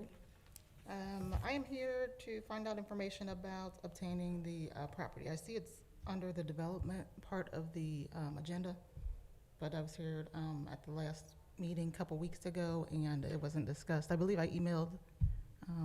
We had an email communication back and forth. What I like to do, what we did in the past practice, I'll let you talk, explain, address your concerns. Then after I finished it on the administrative report or trustee reports, and we will address your address back to concern Mr. Jeff Mills will address. So that way you'll have more opportunity to talk within the time frame. Thank you. Okay. Thanks. Go ahead. She's done. Okay. All right.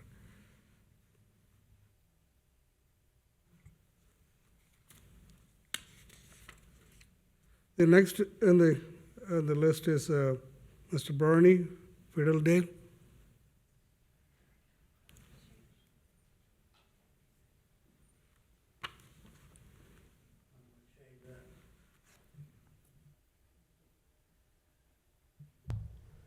Thank you. Good evening. My name's Bernie Finley. I live in Colerain Township. You all know that. I received this here. It's the from the Ohio Department of Health, or Ohio Department of Health. It was dated March the 2nd, and then it went on to say, paragraph 1. This means you had to be say different distance from each other. It does not apply to public hearings. So for almost 2 months, y'all did some things that you didn't have to do. It's meaning sat out there and all the crazy things that you did here. But y'all had this, nobody read it. March the 2nd. You didn't start opening up to the end of May. So a whole month and the biggest part of 2 months. You might want to look at that in the future. I had an issue, bunch of trash along the edge of the road down in the valley there, and a couch, big chair, mattresses, and East Pine River Road is the longest road, or the same as the Colerain Avenue that goes from one end of the township to the other. But nobody did anything about it from Colerain Township whatsoever, except Raj. I called him, and he called it the county engineer, I guess. But it took 3 weeks to get it taken care of, not because of him, but after he called, it still took a week and a half for them to pick it up. They picked it up today, and I think they picked it up today. Somebody must have figured I'd be here, because it's the Colerain is not a ghetto, and that's what it's turning out to be, with nobody wanting to help and do their job. There's been police officers had to drive past it. All kind of people from the township have driven past it, firefighters or whoever. Did anybody ever report it to get it cleaned up? Probably not. That's a problem, isn't it? It's a real problem that we don't care. We got too many people that don't even live here. I think that's the problem. One thing I would suggest, since I'm pretty much in the business, trying to build a fire station,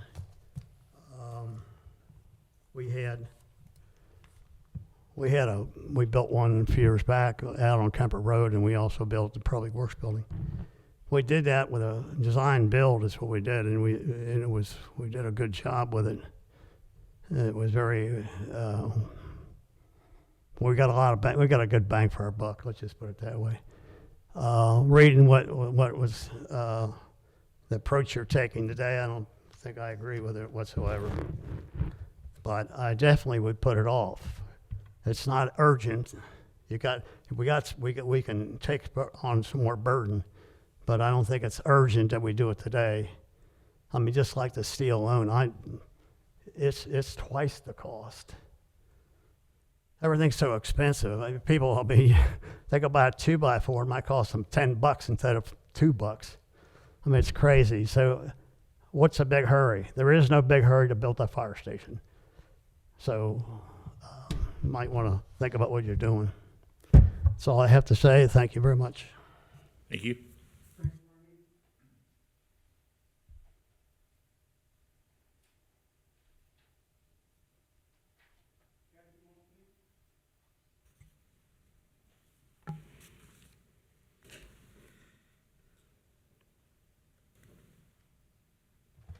Hello. Good evening. Good evening. I have a couple of topics from previous meetings. First of all, I requested some invoices with detailed information received by MuniReg, and I received a response from the fiscal officer that there are no records responsive to your request. We do not have access to the invoices or detailed information received by MuniReg. So I'd like to ask the board, what do you think of that? We don't have anything from them. We don't have an invoice or anything that they've done. Jeff will address that after But we're report. still gonna pay them. Regarding the additional vacation for former military, I love our military, I support our military, I respect our military. But was it a trustee who wanted to change the policy on that? Did any of you? Did you review data as to how many employees are affected by it? What the amount of the increase would be per person? And you approved to make it retroactive to 2020. And I would like to know answers to those questions. Why do you keep giving more benefits than anyone else? You're still giving a retire, rehire 4 weeks of vacation when she's not entitled to it. She is collecting a full retirement, receiving annual raises, and Mr. Unger says that was before him, and that was the policy. But that was not the policy. Dan Malloy pushed it through because this employee worked for him. You've changed policies before, but refused to spend our money wisely when making those policies. After retiring one day, being hired the next day, this employee was given 4 weeks vacation after 30 years of working, where she got 4, maybe even 5 weeks vacation before she retired. Not one thing about the process was done correctly. Mr. Malloy made up the rules and disregarded the actual process. If you can find the process, if I can find the process in the ORC, township employees ought to be able to do that also. And they should not get a pass for ignorance. Regarding the parcels to be discuss being disposed of today on the agenda, why were they purchased in 2011 and 2012? What's the plan for these? Is it going to be another vacant side yard lot plan? And we know how that worked out, another project that just didn't go according to plan. Or are we going to give them to the Port Authority? Regarding the board approval of $3,000 for Plattenberg this year at the last meeting, how many employees are in the finance department? 4 or 5, including the fiscal officer. Mr. Mills states that this $3,000 is access to CPA questions throughout the year. It's a lot of questions at $125 an hour. There's probably about $250,000 in salaries for this department. The finance director, making just under $100,000, has already spent $5,600 to Plattenberg so far this year. That's all I have. Thank you, and remember, you work for us. Thank you. Okay, that's all the people signed up to speak, the residents. Okay, come forward, sir, please. You want to, you all want together? Yeah, we're all here as a group. We are Sure. neighbors that are Sure. concerned about something that is going on. We wanted to kind of give you some information to see if anyone's aware of. Would you All right? please, for the record, state your name, please? My name is James Wells. James. Correct. I'm here with many of my neighbors that are very concerned of a nonprofit that is coming to our block, that us as neighbors are concerned of, that Sure. that we're not sure that you're quite aware of as well. So I just wanted to state as kind of neighbors that we're here as a group, and she has most of the facts. I'd like to let her speak, but then I would definitely like to kind of rebuttal here at the end and kind of bring us together. Sure. Her name is Carol. Carol, I met her before. Yeah, we just have a packet of new information that we found. Please use the microphone. We just have a packet of information of some Thank you. research that It's for- we thought, might be helpful, beneficial. And we were really interested about finding out if their driveway had been permitted, and what the director of law, what his input was on this. Do we have any standing? Can we stop this, or is it gonna go through? and what news that you have found out, if any. I'll let you go and explain, like I said earlier, then we'll report to you. We Okay. don't know what else to do, where to go forward with this. What we're doing is looking for advice on how to approach the Sure. current situation of the nonprofit, is the whole aspect of you're going to bring in a group home into our neighborhood, our block, and upset, what has already been going on of neighbors that have lived there for many years. This is going to be a group home for addicted children that, says minors, but this could lead up to 18 years old. At that point, you're going to bring this into our neighborhood, a home that has now been established with 7 single beds that, we have no idea if there's, who's going to be there to take care of this. Nobody's brought this to our attention, and this has just been kind of brought to us because we've found out and done some research on this. So us as individuals, we're concerned of what our block can turn into. Us as neighbors, what we're going to look to see in the future. And we're not sure that you guys are aware of the situation. This person has started multiple other businesses that have failed. There is multiple criminal and lawsuits and DUI things that are going to be presented in that packet that we've handed to you. And we don't think that you guys are knowledgeable on the information and the people that are being brought in. This is a nonprofit, but yet these people live in a $600,000 home. How is all these things coming into the picture without somebody making money? And us as neighbors, we're concerned of the situation that could be brought into our neighborhood. There are kids on this block.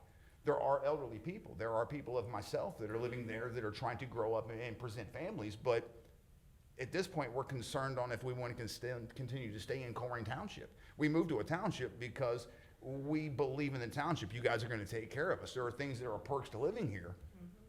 But we're losing that perk that we feel. So we want to present this packet to you guys to at least acknowledge that this has been brought to you and see if we have any, ways to stop this. Us as neighbors in the community, can we stop this nonprofit from hitting our block and putting underage kids that have addiction issues? And what does that bring to your neighborhood? People relapse. Things happen. Us in the community, we don't want to see this. There's kids on this block. What if they find things? What about the boys that'll continue to follow into these girls' homes that's a nonprofit? What do we have to look forward to? Can you guys let us know what we can do to stop the situation, or is it out of our hands? It just happens. So let's go and address quickly. It brought to the attention the last meeting, and immediately I followed through it. I met with some of the residents. They're already here. It is the way it sounds. It's not fair to place such things come to that neighborhood. It's a beautiful neighborhood, and great citizens live there, and we didn't know. And I think Mr. Unger also followed through with the residents. Yes, I thank you for coming, and it sounds like you did your homework. And as I told you that night, outside of meetings, we can't discuss things unless we're all three in session. So this is our first opportunity to discuss it. And right, well, sure. And I was over there Friday night a week ago for about 2 hours, and it sounds like you really went out and did some of the homework that we discussed, and I can't wait to see what you've come up with. And one of the things I talked to him about, Raj, was and I'm sure Matt would have come over too, but I think you were out of town. Yes, I was. So, but can we give him a little bit of time with our law director to see, because, this fellow bought the house and he's led you all along down the path of, I'm just doing some repairs and I'm going to move in soon. Correct. And that's what I gathered from each one of you. And as it turns out, then you discover that that's not what the case is. And I know you did a little bit of work, and the other gentleman that was with us that evening, I don't see him here, but I know he was going to dig in and look for some things too. So I would ask if we could, and I don't know how we parse out our time with our law director, but would he be able to have a conversation with these folks for a little bit of time to do a little bit of research, or how would that work? Let's go ahead and what's the basic, what's going on, right? Fundamental, what's the problem is. I personally do not. My office would be more than happy to take a look at that information that you have presented.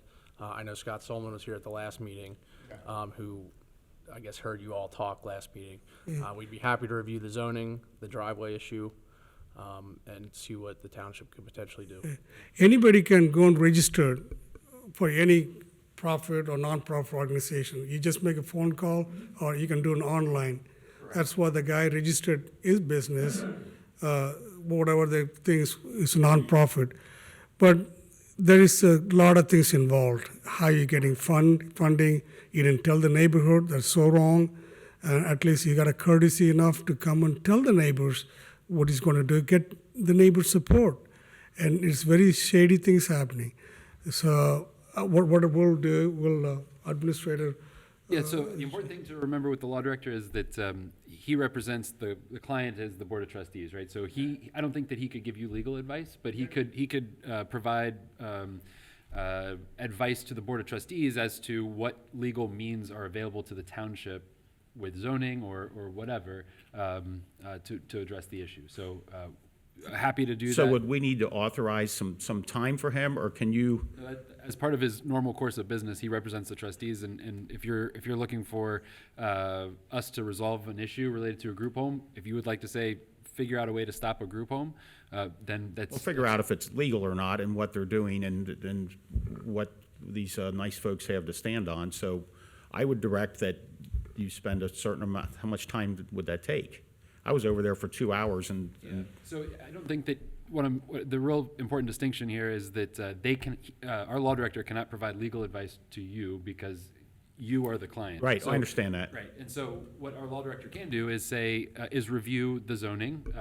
Our planner has reviewed it, but our law director can review it with an eye towards case law. Maybe there's case law that has been in the courts that addresses group homes and how townships can or cannot regulate them. We're happy to do that. We don't need to do anything special. That's just what they do. yeah. So can you meet with them for an hour or not, just to hear what they have to say with giving no advice?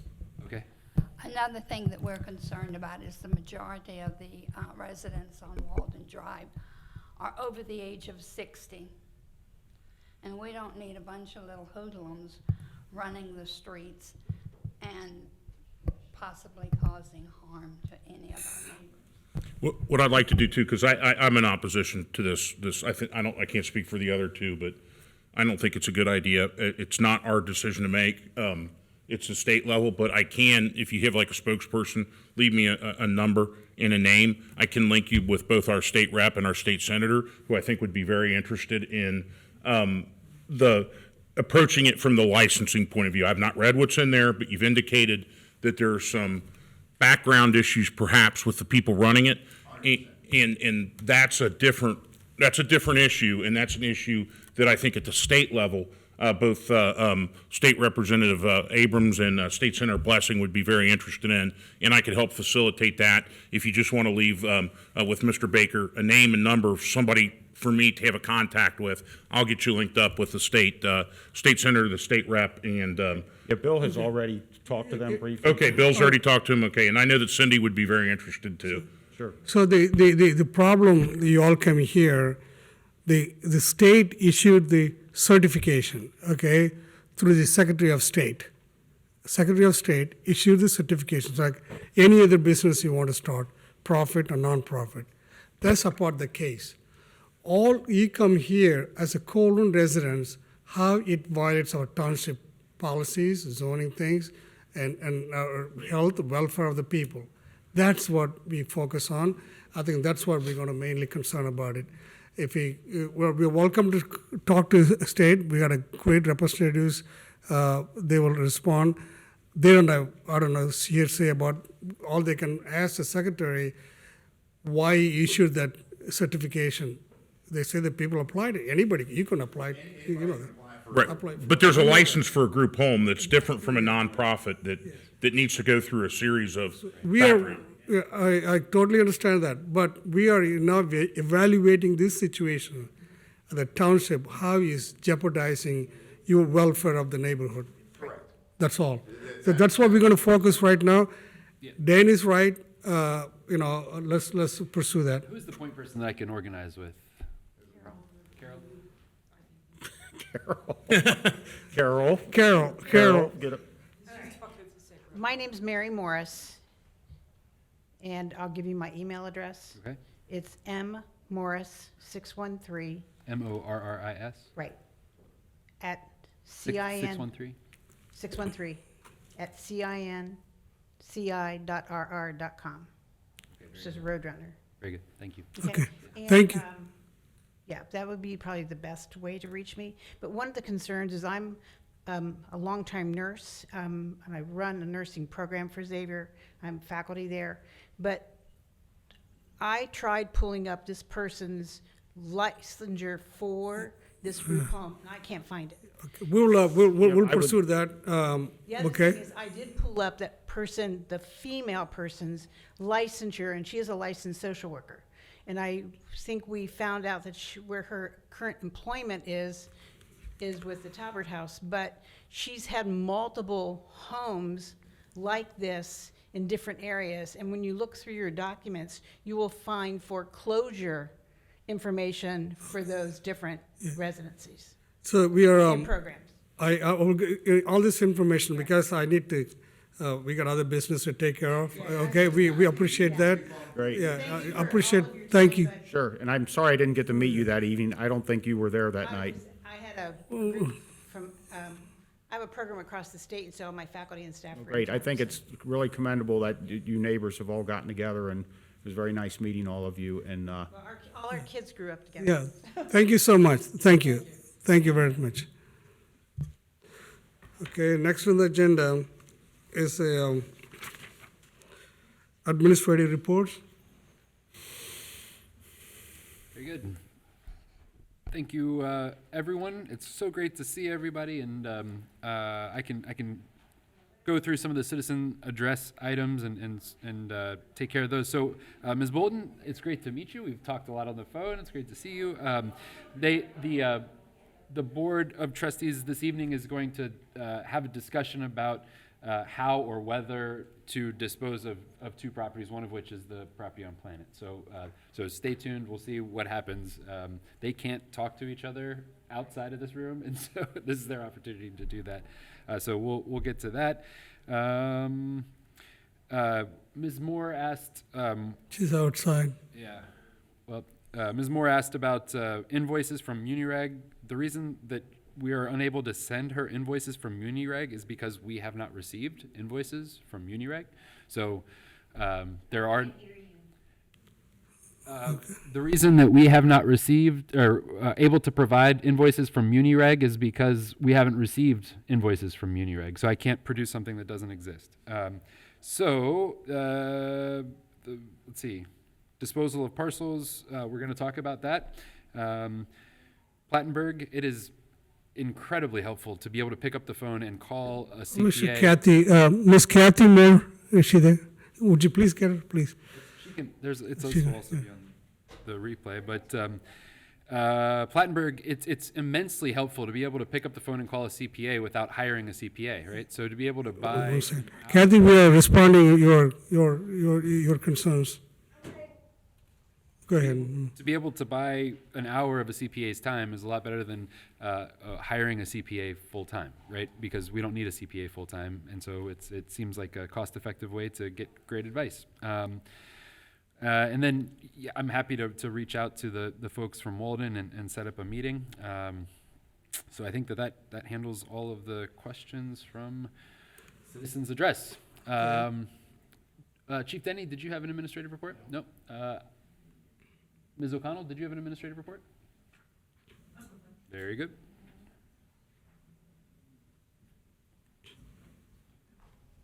It's rare that I'm the first one up here. Just a couple of announcements. July 3rd, you all know that we're having fireworks. Our 20th anniversary of our July 4th Spectacular is happening July 3rd at 7 o'clock. So come on out, celebrate with us. And that morning, we are doing a day of service where we're asking people in the community just to pitch in and do something for the community. Either clean up something, pick up something, help a neighbor, just do something to help out, to help Colerain out. Also want to mention that we've got neighborhood park programs at Clippard, Skyline, Palm, and Groesbeck Parks. They are free in the afternoon, so check out the website. It's free for kids 12 and under. It's a great way to get them engaged in your neighborhood park. And I want to throw a note out to Side by Side Ministries. They have the Little Lending Libraries. And I talked to Gail Nolte this week. She's the one who helped coordinate that. The Little Lending Library at Clippard Park has already given out 1,000 free books this year so far. Wow. So That's a great program.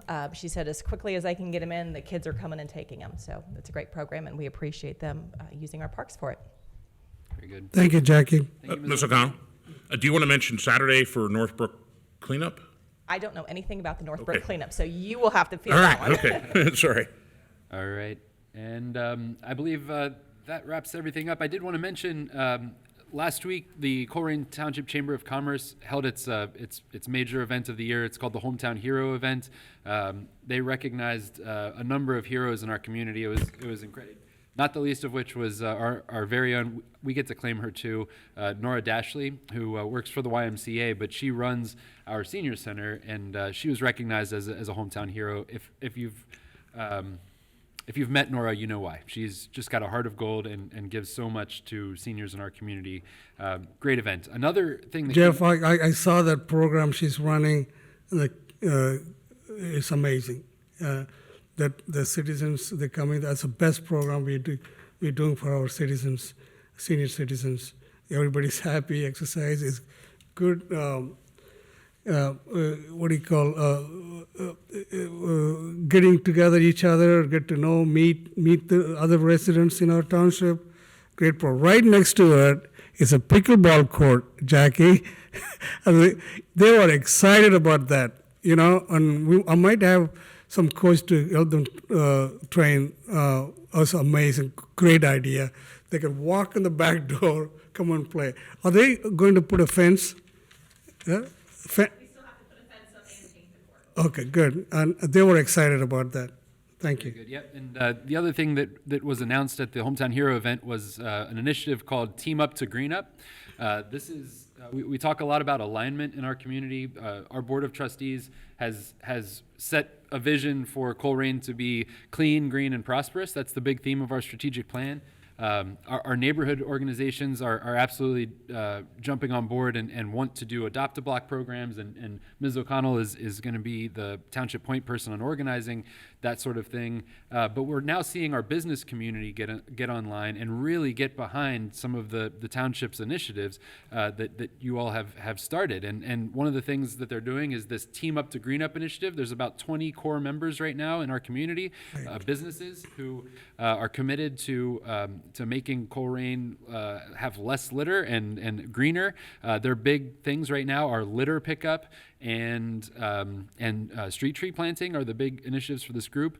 They are going to be rolling out an opportunity for businesses to adopt a certain section of Colerain Avenue or any of the commercial streets in our community. It's just really incredible to see this groundswell of support cutting across all sectors of our community, and I think that's a testament to leadership in a lot of ways, the leadership of the trustees. So thank you for that, and we're starting to see it pay dividends. And that concludes our administrative reports. You took my trustee report. Oh, sorry. That's what I was going to say. But no, I'll talk about this in my report. The next on the agenda is the trustees report. Who wants to go first? I'll go.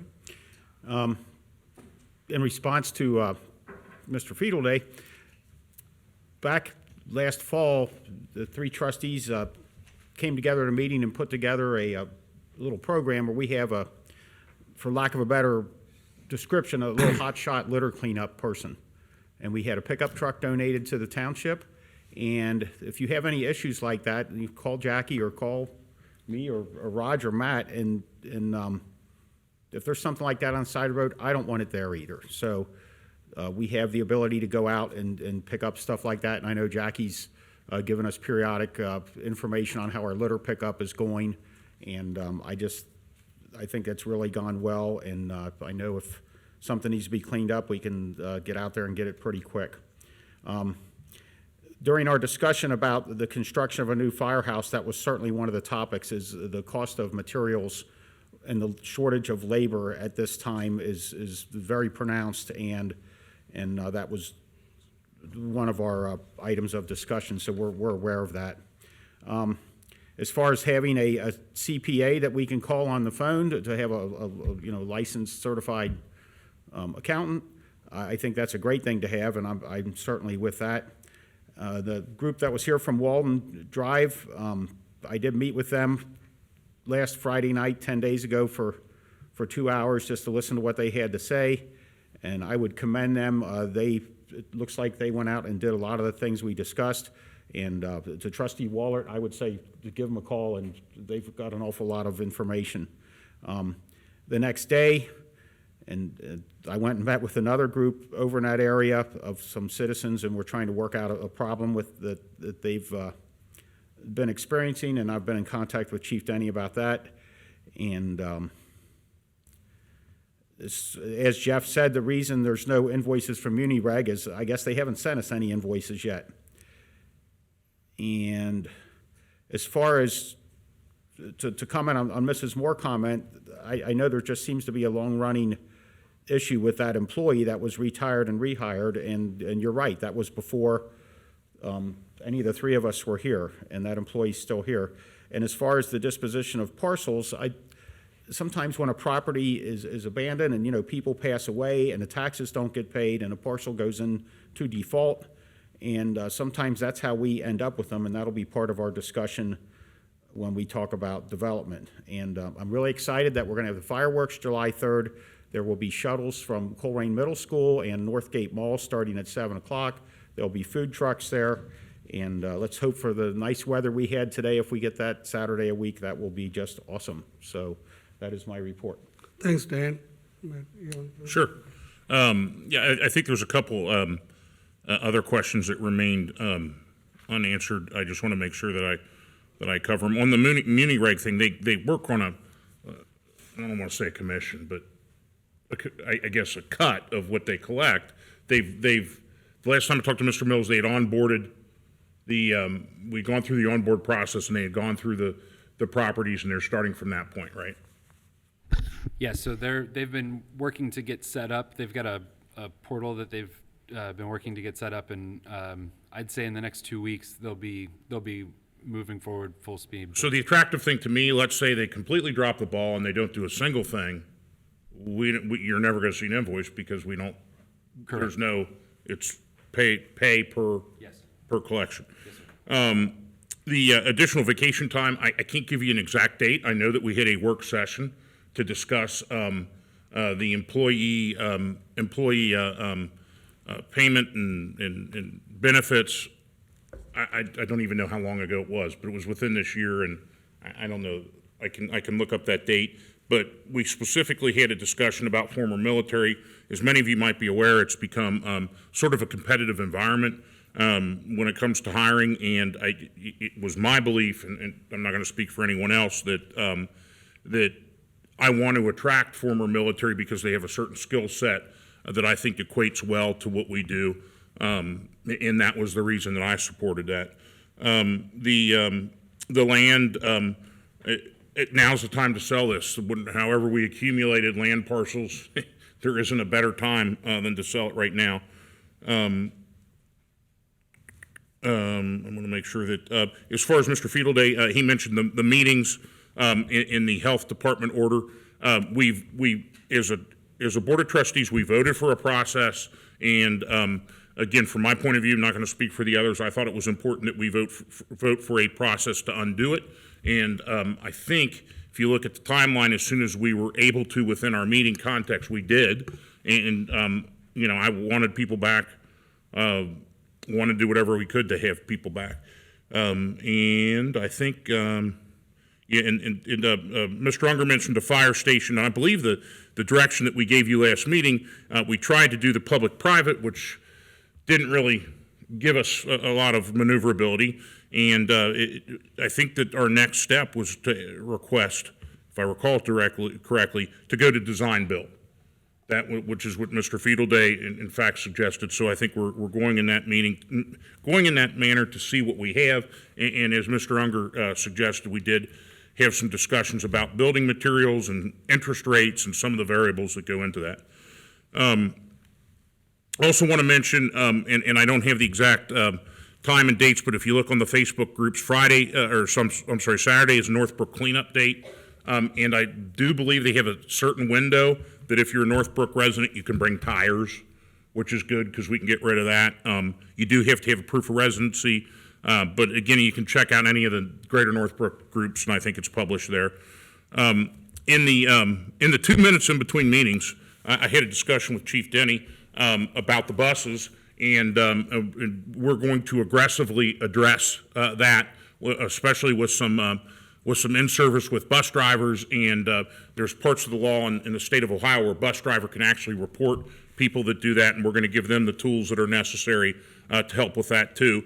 And as far as, I guess now would be the time that I mentioned during the work session, the one thing I did not want to do is leave with platitudes, and my parents used to always tell me sometimes do something even if it's wrong, because it's paralysis by analysis. You sometimes find by doing. So I'm going to motion that we purchase 3 temporary devices, leaving it up to the administrator as to what kind of temporary devices that we have, that we get the 5 speed boxes put in areas throughout the community where we're having speed issues, and kind of prioritize the streets that we want to hit. And we start. It's a start. It's not a finishing point, but it's a start. So that will be my motion. I think it's appropriate to make it during my report. So I will motion that now and see if I have support for that. So you're motioning now to buy a temporary product to... 3 temporary devices of the administrator's choosing, with conjunction with police and fire and whomever, prioritizing some streets and getting the speed boxes distributed. I will second it to get it to the floor so we can discuss it, because I've got some thoughts on that as well. Okay. Okay. So, can I?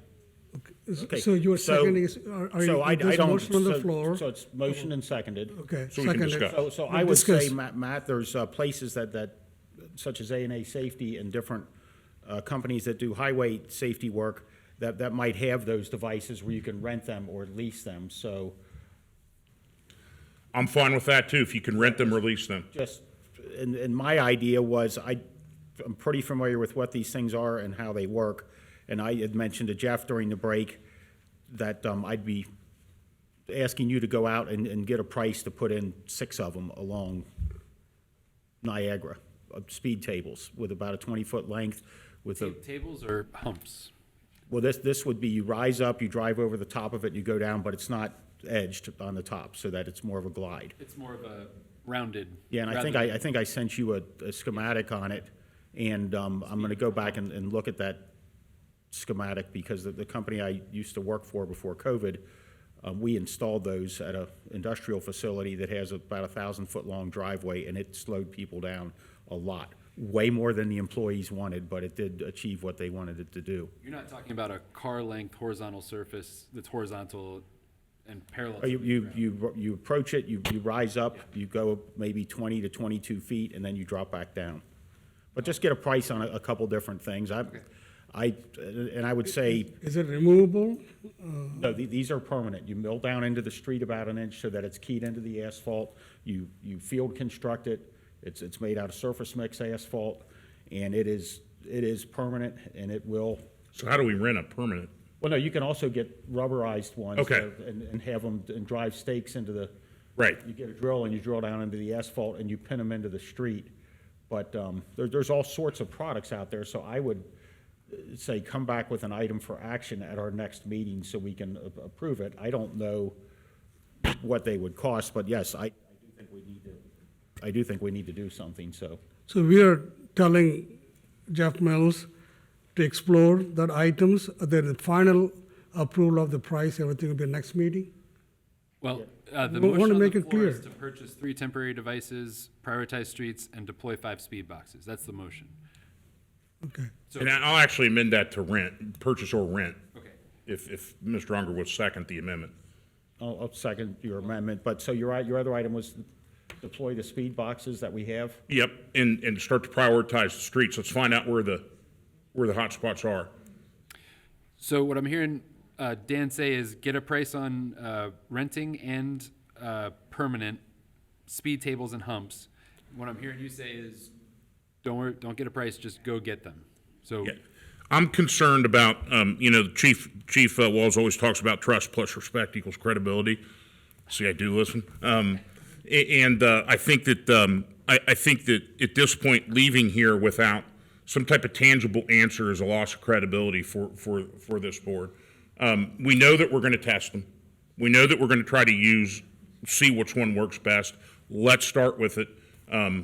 You can't get to a solution until you start to find one. And I know that's, look, I'm always about kind of let's slow and steady wins the race, but if this were in the middle of winter, I would feel better about waiting, but it's not.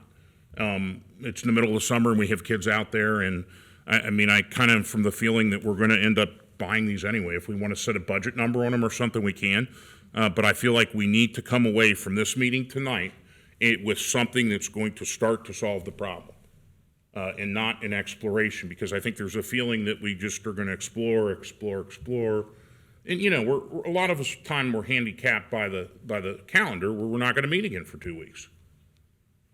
So that's my reasoning behind that, and certainly I'm only one vote. So we want to make it clear, this is a temporary things to calm the traffic, okay?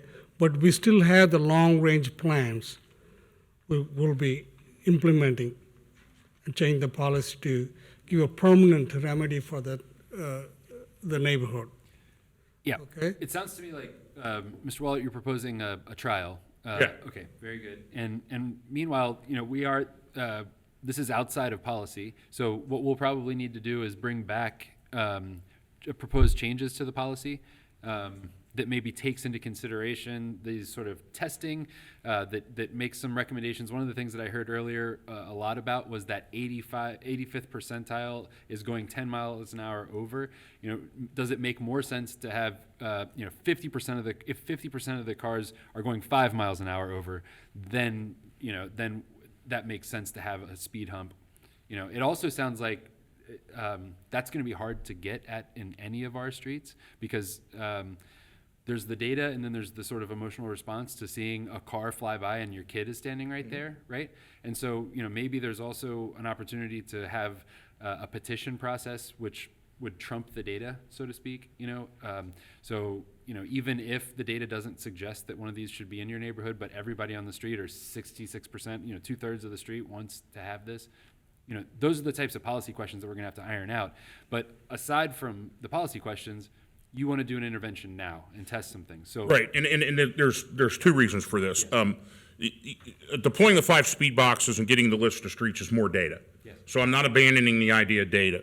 Right. The 3 temporary devices, and I had envisioned, honestly, 3 different temporary devices, but I don't know. That starts to give us some data on what interventions work and don't work, and what people like and don't like, so that we don't stretch out the timeline longer in making decisions. Maybe we get those 3 temporary devices in there and people say, no, I don't want any of them. I don't know, but we need to start getting that feedback sooner rather than later, and the idea that it's summer is kind of something that wants me to accelerate that. Thank you. Okay. All right. I don't know if I can recommend a particular vendor, but I know where to go to get those things. Yeah, we've reached out to them. Okay. Yeah. All right. So if we acquired 3 of them, is that? That's my motion. 3, list of streets, deploy every single speed box. We're getting data on solutions. We're getting data on problems. We're getting all this information. I talked to Chief Denny already. He's going to do in-service with the bus drivers and give them tools so that they can report to people that are moving around the buses. And that word by the bus driver, I don't want to mess up the law here, but that word is, they can sign an affidavit, and that word is enough to prosecute and go after. Am I fair in that description? Yeah. And most of the district's buses have cameras on them that would. You can't use a camera because of the speed rules with the state. No, but I mean, if you saw somebody going around a bus, I've seen that footage, you can kind of, the buses are equipped with cameras when you turn the ignition key. Not a speed camera, I'm talking about a security camera that's inside the bus. If somebody passes the bus, you can pretty much see that. I've seen it before. I think that my discussion with Chief Denny was that the affidavit is a personal witness. Is I don't know. We're all over the place here, Jeff, aren't we? These are just the security cameras that are on the bus. Right, we would have to be there with the camera, that was the law Right. change they made when there were speed cameras that were causing issues. So the bus driver's word on an affidavit is will allow us to write citations. Right, but let the word go forth from this meeting that anybody that passes a school bus, there is likely a dash cam in the school bus that saw you do that, whether or not that's admissible. I mean, you can go back and look at it and see that, because I've seen that before. Okay, let's wrap it up. Let's finish the discussions. Call for the vote, please. Mr. Unger. Aye. Mr. Rajagopal. Aye. Mr. Waller. Aye, and thank you, Mr. Unger and Mr. Rajagopal. Thank you very much. All right, let me give a very brief, you done with the report? Yeah, thank you. That concludes my report. You're welcome. Quick one, like Jeff Mills said what I like to say. I think he's one step ahead. And by the way, this is the first time when we produced that 21 strategic planning and goals, everybody got it. And they're following this. This is the first time I've ever seen the Chamber of Commerce and the other organization joining us in our strategic planning of clean beautification things. I met with the dean who is leading this, Dean Ferrier, in charge, and we've been meeting this on Zoom. I'm going to hosting them sometime as soon as I get this, probably in July, all this stakeholders and the people involved in the beautification through the chambers or other things. They heard about this. They're joining us.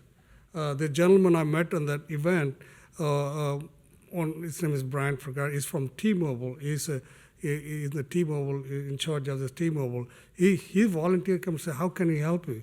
But we have business in Colerain, because we want to help the Colerain Township. I think the 2021 strategic planning we developed, and people seeing that, they all want to help us and make this better place, Colerain. We go in the right direction. I know even Dean Ferrier said we kind of slow start because of we all meeting in the Zoom. Now we plan to meet in person, then everyone give you more input on how you.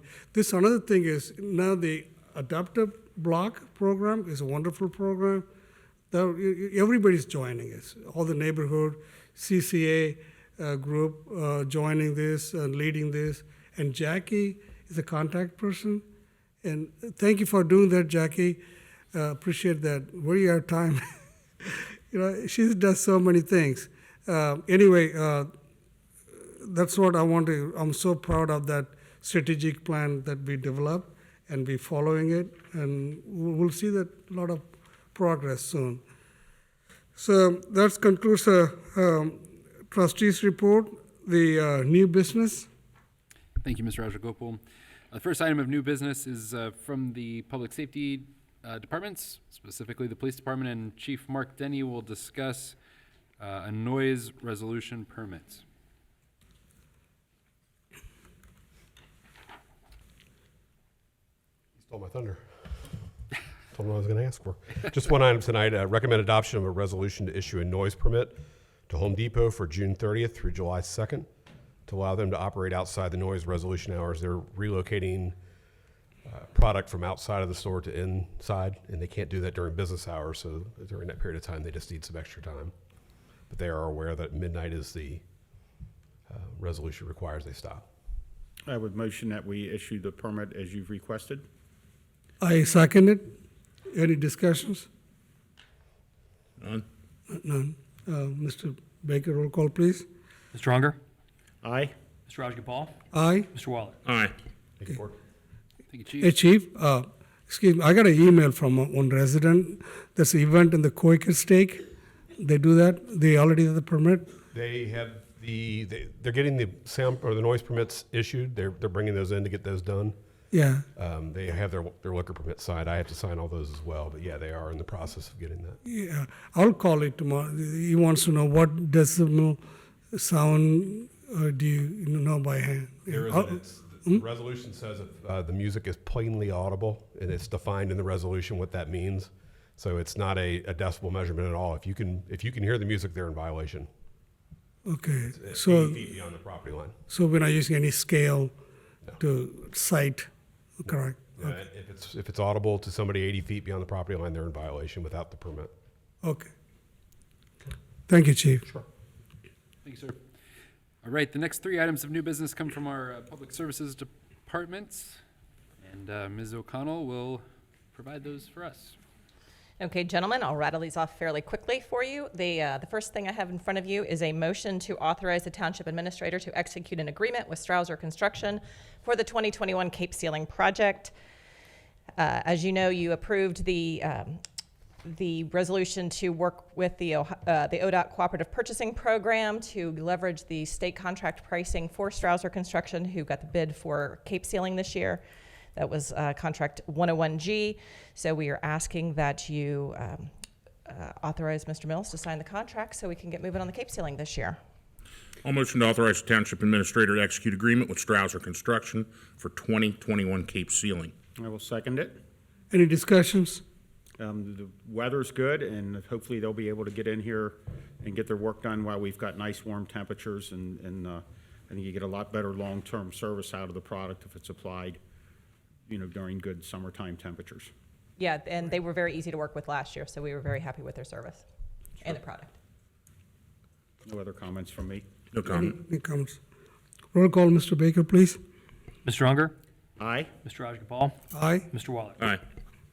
Thank you. The next one I have is a motion to authorize the Township Administrator to execute an agreement with the Hamilton County Engineers for the installation of a flashing pedestrian sign at Kemper and Wincanton. This is the second of two agreements to install the flashing pedestrian signal at that intersection. It's an agreement with the Hamilton County Engineers Office. The first agreement was with Northwest Local School District, who is paying for the construction of the project. After the one-year warranty, we will assume maintenance for the pedestrian sign. I'll motion to authorize the Township Administrator to execute an agreement with the Hamilton County Engineers for the installation of a flashing pedestrian sign at Kemper in Wincanton. That's a mouthful, isn't it? Yes, it I just is. wanna say We'll that. second it. Any discussions? To me, this is another great example of cooperation with Northwest School District and the number of young pedestrians that are up in that area, and that's what we've been doing the last 3.5 years, is cooperating with the school district to achieve common goals. Okay. Any further discussions? Done. Good. Roll call, please. I mean, Strong. motion. Go ahead. Mr. Unger? Aye. Mr. Rajagopal? Aye. Mr. Waller? Aye. And the last piece I have before you, gentlemen, is a resolution to prepare and submit an application to participate in the Transit Infrastructure Fund Program and to execute a contract and to execute contracts as required. This resolution is required by SORTA to be included as part of the application packet. So as you know, KZF is working with us to prepare a grant application to install bus bays on Colerain Avenue. I'll motion to approve the resolution to prepare and submit an application to participate in the Transit Infrastructure Fund Program and to execute contracts as required. I second it. Any discussions? Yes, when issue 7 passed last year, a part of the money was to go to changing or improving the bus service, and a smaller part of it was to go towards these type of projects. And in the course of that, the city of Cincinnati, which we have a lot of residents that work in the city and pay that earnings tax, the earnings tax 0.3%, it went from 2.1 to 1.8 for the earnings tax. And at that time, and it was about a year ago this month that that election was certified, I had wondered how long it would take for one of the city councilmen to realize they had given away 0.3% of the earnings tax. And I see that Councilman Seelbach has come out today and already wants one of those back. So to you folks that live in the city of Cincinnati, congratulations. And I'm sure pretty soon they'll consume the other 2/3 of that also, and you'll be right back to 2.1%. Okay. Those of us that work in the city of Cincinnati too. You do too. And Yeah. I do not work in the city, and you do too, Matt, but I'm telling you, they're gonna get that 0.3 back one way or another. But it is passed, and, I favor doing these bus pull-offs, so let's go ahead and apply for it. It's a, yeah, you're done. Sorry. I'm done. It's a great thing that for the Colerain Township, the pullout, and say, like I mentioned earlier, they're going to not only do the building a pullout, they also anything needed for the landscaping, bench, access to the people on the disability, the wheelchairs and everything. It's a great thing that we got to use this opportunity to make one of the beautification program for the Colerain corridor plan. And I met with the Mr. Haley a couple of weeks ago, and December, end of the month is the last day. Yes. I think KCF knows about it. Yes. And, he's waiting for it. and hopefully we'll get this grant and make this happen. And I think this is important too. This was one of the first things when I got into office. I said, let's look at the metro routes, because I think beautification is important, as Mr. Rajgopal noted, but also efficiency within the metro, within the routes for buses, so that we can start to alleviate some of the traffic issues that we have on Colerain, and maybe get the pull-offs that Dan and Mr. Unger mentioned, so that we can be more efficient in how we deal with this traffic, and hopefully that will come out of this. Thank you, Jackie. Appreciate it. Any further discussions? No, you can stand. Roll call, please. Mr. Unger? Aye. Mr. Rajagopal? Aye. Mr. Waller? Aye. Thank you. Thank you. Thank you, gentlemen. The next item is in the realm of development, and the item is a discussion item about the disposition of parcels 510-51-220 and 510-62-98. The township has come to acquire these parcels. It was well before my time. I don't have the backstory on this, but we do own these two vacant lots, and so my question to the board is, A, do you want us to sell these parcels, yes or no? And then B, what process would you like to go through to sell these parcels? One of them is on Planet Drive, and the other one is on Wenning. And typically, the way we acquire these parcels is occasionally houses and properties go into default. And I think on Planet, was that a burnout? Yes. It's a house burned down, and I imagine at one point somebody tore the house down because the owner probably walked away from it. I will address you on this. What was the backstory on that? If you could. There was a major house fire, and the owner walked away from it, moved to Florida, and then So it was left, it was left vacant. right, I'm not sure who tore it down, but yeah, now it's a vacant lot. right, and we pay money to go send, I did drive by it and look at it, and we do a nice job cutting the grass over there. And it's an expense to have our employees go out and maintain these properties, and I'd be in favor of finding a way to dispose of them, especially at this time when the real estate market is so hot, and maybe somebody wants to acquire those parcels or other ones we might have and, construct a new home, which is what we want here in Colerain Township is some new homes, so. Okay.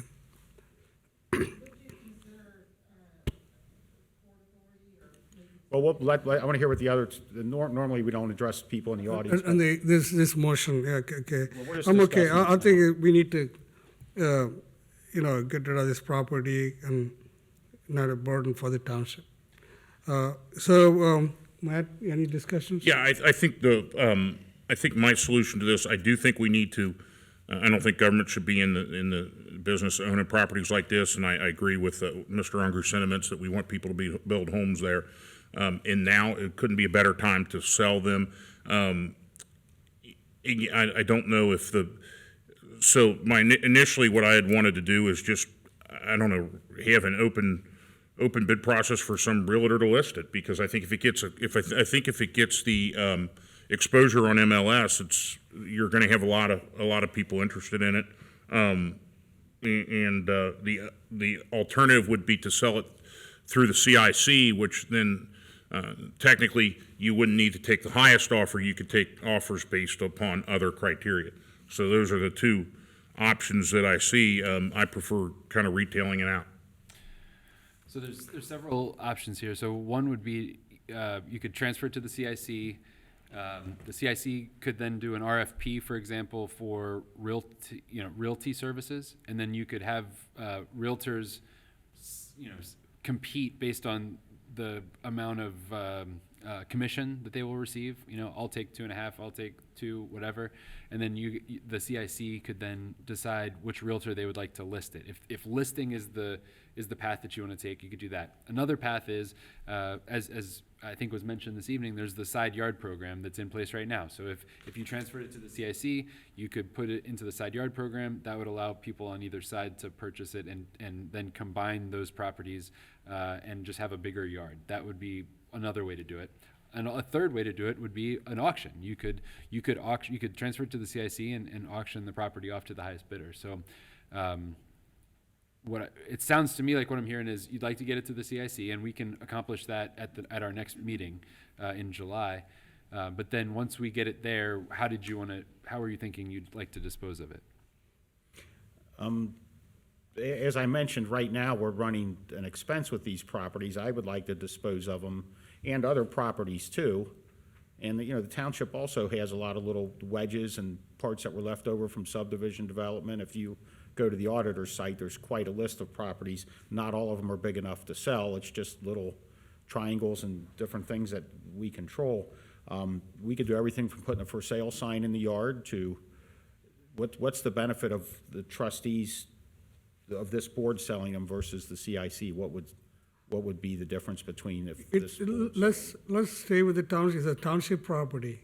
Yes. Okay, like they suggested, get a proposal, a real estate, put a sales sign. Well, it doesn't. I don't know that. If you take it into the CIC is created for the buying and selling of properties. The rules are much different, and it's easier to dispose of properties, buy and sell properties as a CIC than it is as a township, which is why many CICs exist, is to buy and sell property. So I do think that that's probably the best course of action. If you'd like for us to research disposal processes as a township, if you don't want to transfer it to the CIC, but the CIC really is the economic development arm of the township that exists for this purpose. And that's consistent with what you and I had discussed last week. Yes. And my goal would be to get rid of them while the market's hot, and what would be the fastest way to do this? Let me put together some timelines. I don't know off the top of my head. Did you? So we have a motion right now. Let's pass a motion to. We don't have a motion. We don't have a motion. We're just discussing it. What's your idea to get rid of them, Raj? I don't know, that just to explain to quickly, what very short thing is a township property, get a proposal, get rid of it, what the proceeds will go to the general fund? Selling the property? I don't know the answer to that question. So if you would like for me to put together like multiple options, and I can give you pros and cons of each option. What are the pros and cons of township selling it? What are the pros and cons of CIC selling it? I'm happy to do that. Go and send some information on that, we'll decide. Okay. Okay? And then a timeline would be, we have a CIC meeting coming up July 13th. Would the trustees have to transfer them to the CIC first, or how would that? So there could be a motion at the CIC. There could be a motion to authorize the executive director to accept such property, and then at the next meeting, at the trustee meeting, an hour later, the trustees could then authorize the transfer. Right, and if the trustees didn't authorize the transfer, then nothing would happen. Right, because you guys have to. One of the big misconceptions about the CIC is that it's somehow this magical different thing, right? It's not. It's you guys. It's an economic development arm of the township. It's a corporation that exists for the buying and selling of property, essentially, and doing other economic development activities. But it's not like separate from you, really. You're the 3 members of the CIC. 3 of the members. No, you're the 3 trustees of the CIC, and then there's a board that exists. But it's the trustees. It's the township. It's an economic development arm of the township. Go and send that information then, okay?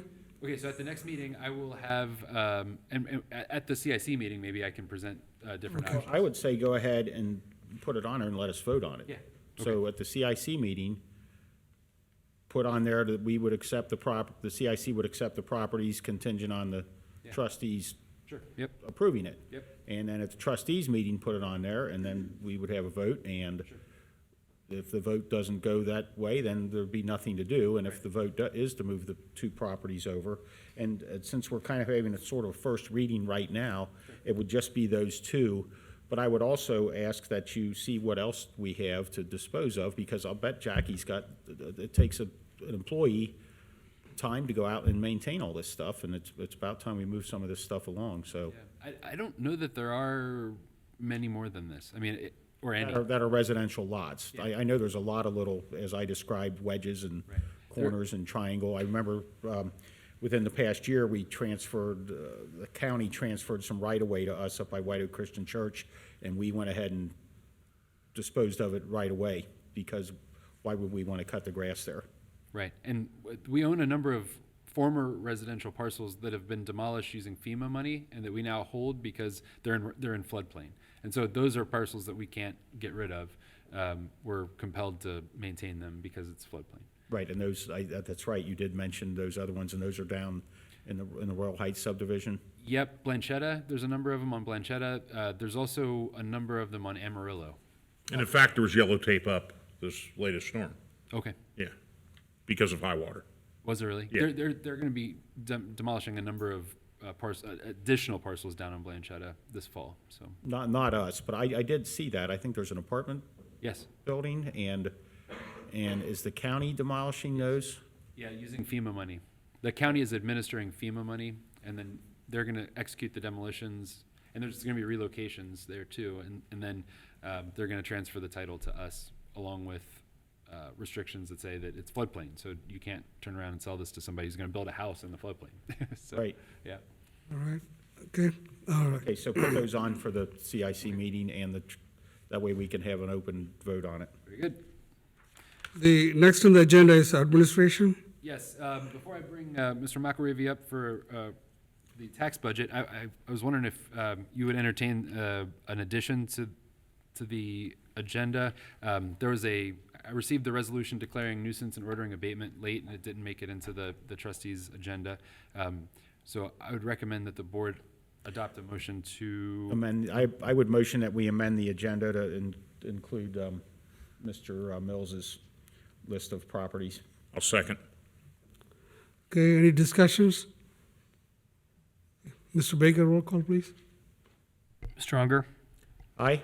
Mr. Rajagopal, Aye. Mr. Wallace. Aye.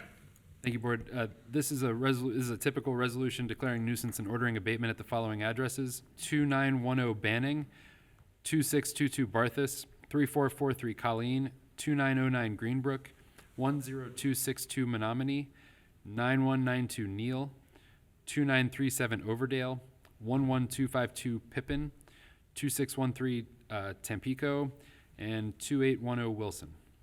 Recommend that the board adopt resolution declaring nuisance and ordering abatement at those addresses. I would motion that we approve the list to order nuisance abatement at those addresses. I second it. Any discussions? Yes, thank you for getting that on here. I don't know why it wasn't timely, but I think that because the grass is growing, it's important to get this taken care of. Okay. Matt, any discussions? Nope. Mr. Baker, roll call, please. Mr. Unger, Aye? Mr. Rajagopal, Aye. Mr. Wallace. Aye. Thank you, Board. The final item of new business this evening is a motion to approve the 2022 tax budget. I think Mr. McElravy gave the presentation earlier. We opened the public hearing. There was no one here to speak on it, and so it was closed. And so the recommendation is to adopt the motion to approve the 2020 tax budget. I'll motion to approve the 2022 tax. I will second it. Any discussions? Yes, this is available, and it's on our agenda, and anyone can look at it. And looking at the motor vehicle license tax, I wonder how that, since everybody had a holiday, which I went ahead and bought my license plate stickers, but the holiday for not having your license plate stickers ends the end of the day on June 30th, and I wonder how that impacted us and how many of our residents went ahead and, for whatever reason, because of COVID or whatever, did not renew their license plates. That does affect us. And I've seen people running around with 2020 black stickers on their license plates, and to you folks out there that are still running old license plates, you've got about 8 days to get your licenses up to date, but that does affect us on the receipts here. Actually, I got a text about that today. The DMV was down, and so the DMVs were in line, and the people were in line in the DMVs. I went and did mine back around my birthday like I'm supposed to, and there was even a wait that day. As did I. I just found it interesting that the DMVs had to wait in line to figure out which ones would be first to be fixed. There was some kind of computer issue. I'm sure they won't have any other problems the next 7 days, Matt. I got my They're gonna cars. get jammed, so. I got my car 2 months ago, so it's good to go. So, any further question, discussion? Roll call, please. Mr. Unger? Aye. Mr. Rajagopal? Aye. Mr. Waller? Aye. Okay, the next of the items is consent items. Yes, sir. And before I start in on this, I wonder if the nuisance abatement resolution, it might make sense to put that into the consent agenda, because there's typically not much debate about whether or not to cut the grass on these tall grass properties. If you'd like, I can put it. That's kind of probably a legal question. Oh, no, it's legal. You can do it. It's just a matter of preference. I think I'd prefer it remain on the agenda. On the regular agenda? Yeah, I do too. For debate, okay. Okay, very good. So, the items on the consent agenda this evening, the first one is a very important one. It is a recommendation for a promotion of the position of Assistant Chief in our Department of Fire and EMS. The recommendation is to promote Battalion Chief Greg Brown to Assistant Fire Chief in the department's Operations Bureau. This is the vacancy that was created by the retirement of Assistant Chief Grant Burns. Battalion Chief Grant Brown was the successful candidate following an internal and competitive process. I can speak because I was a part of that process. We had two incredible candidates, and but in the end, Chief Brown was the right one to fill that role. Contingent upon the adoption of the consent agenda this evening, Battalion Chief Greg Brown will assume the role of Assistant Fire Chief at the annual salary of $98,320.60. That's $47.27 hourly. That will be effective June 27th, 2021, and he would be exempt from FLSA. Jeff, I think you said 98,320. The number is 98,321.60. Very good. The next item on the consent agenda is the new hire in the police department, a police officer. The position was posted, applications were received, interviews were conducted. A conditional offer of employment was extended to Andrew Mirizzi. The wage for this job is $27.88 per hour for 40 hours per week. Contingent upon the board approval, he would be eligible to begin work on June 23rd. The next item is a new hire in the police department for a records clerk. The position was posted, applications were received, interviews were conducted, and a conditional offer of employment was extended to Logan Rodenbach. The wage for this job is $15 per hour for 40 hours per week. Contingent upon board approval, he would be eligible to begin work on June 23rd, 2021. The next item is a new hire in the Department of Fire and EMS for a firefighter paramedic. This position was posted, applications were received, interviews were conducted. A conditional offer of employment was extended to the following individual, Gretchen Santiago. The wage for this job is $48,926 annually per the IAFF Local 33915 bargaining agreement. Contingent upon your approval this evening, Gretchen would be eligible to begin work July 12th, 2021. The next item is a new hire in the Public Services Department, specifically the Parks Division, for seasonal camp counselor. Interviews were conducted. A conditional offer was made to Aiden Shearer. The wage for this job is $9.50 per hour for 30 hours per week throughout the season.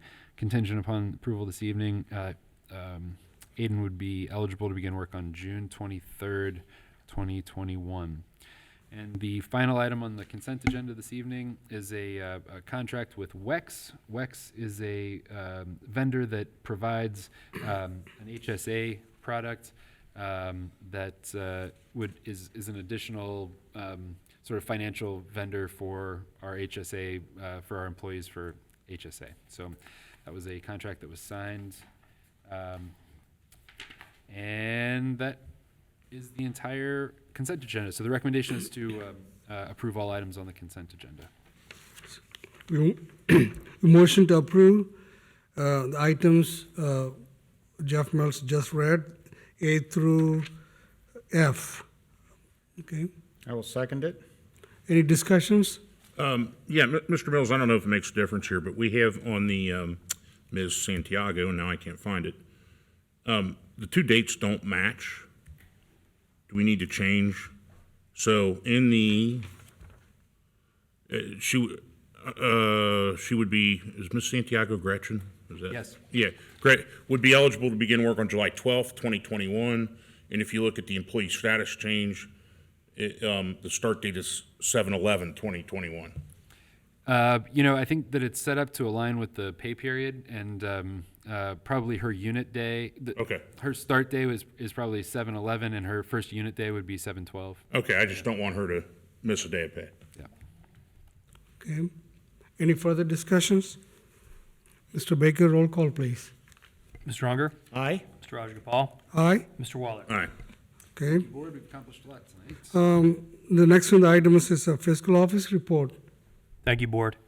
Just a couple items briefly. I did want to mention I attended a golf outing that was put on by, run by a member of the Colerain Fire Department, Chris Rui, for the Fallen Firefighters Association about a week and a half ago. And he does this every year, and I just wanted to give him a shout out. It's a great event. They raise a lot of money for the families of not just fallen firefighters, but police officers and a lot of first responders. So just a shout out to Chris Rui on our Colerain Fire Department for his help in getting that done. And then lastly, I just wanted to mention something I found a little bit funny. I spoke with Tom Strauss, my counterpart in Green Township, and reached out to Jim Luby in Delhi Township as well, just to kind of gauge on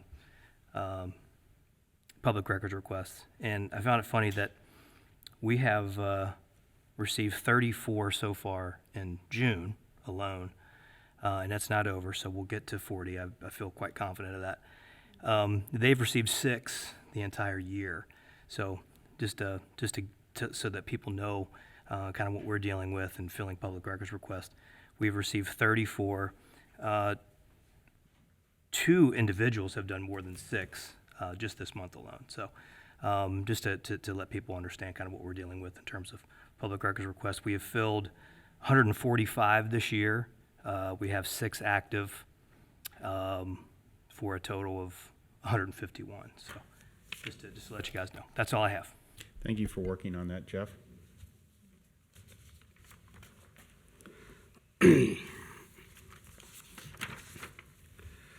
Okay, the next on the agenda is executive session if needed. No, okay.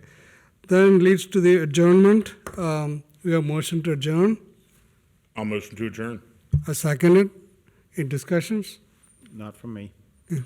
Mr. Baker, roll call, please. Mr. Unger? Aye. Mr. Rajagopal? Aye. Mr. Waller? Aye. It's 8:50 p.m. The Board of Trustee meeting is adjourned. Thanks for attending the meeting.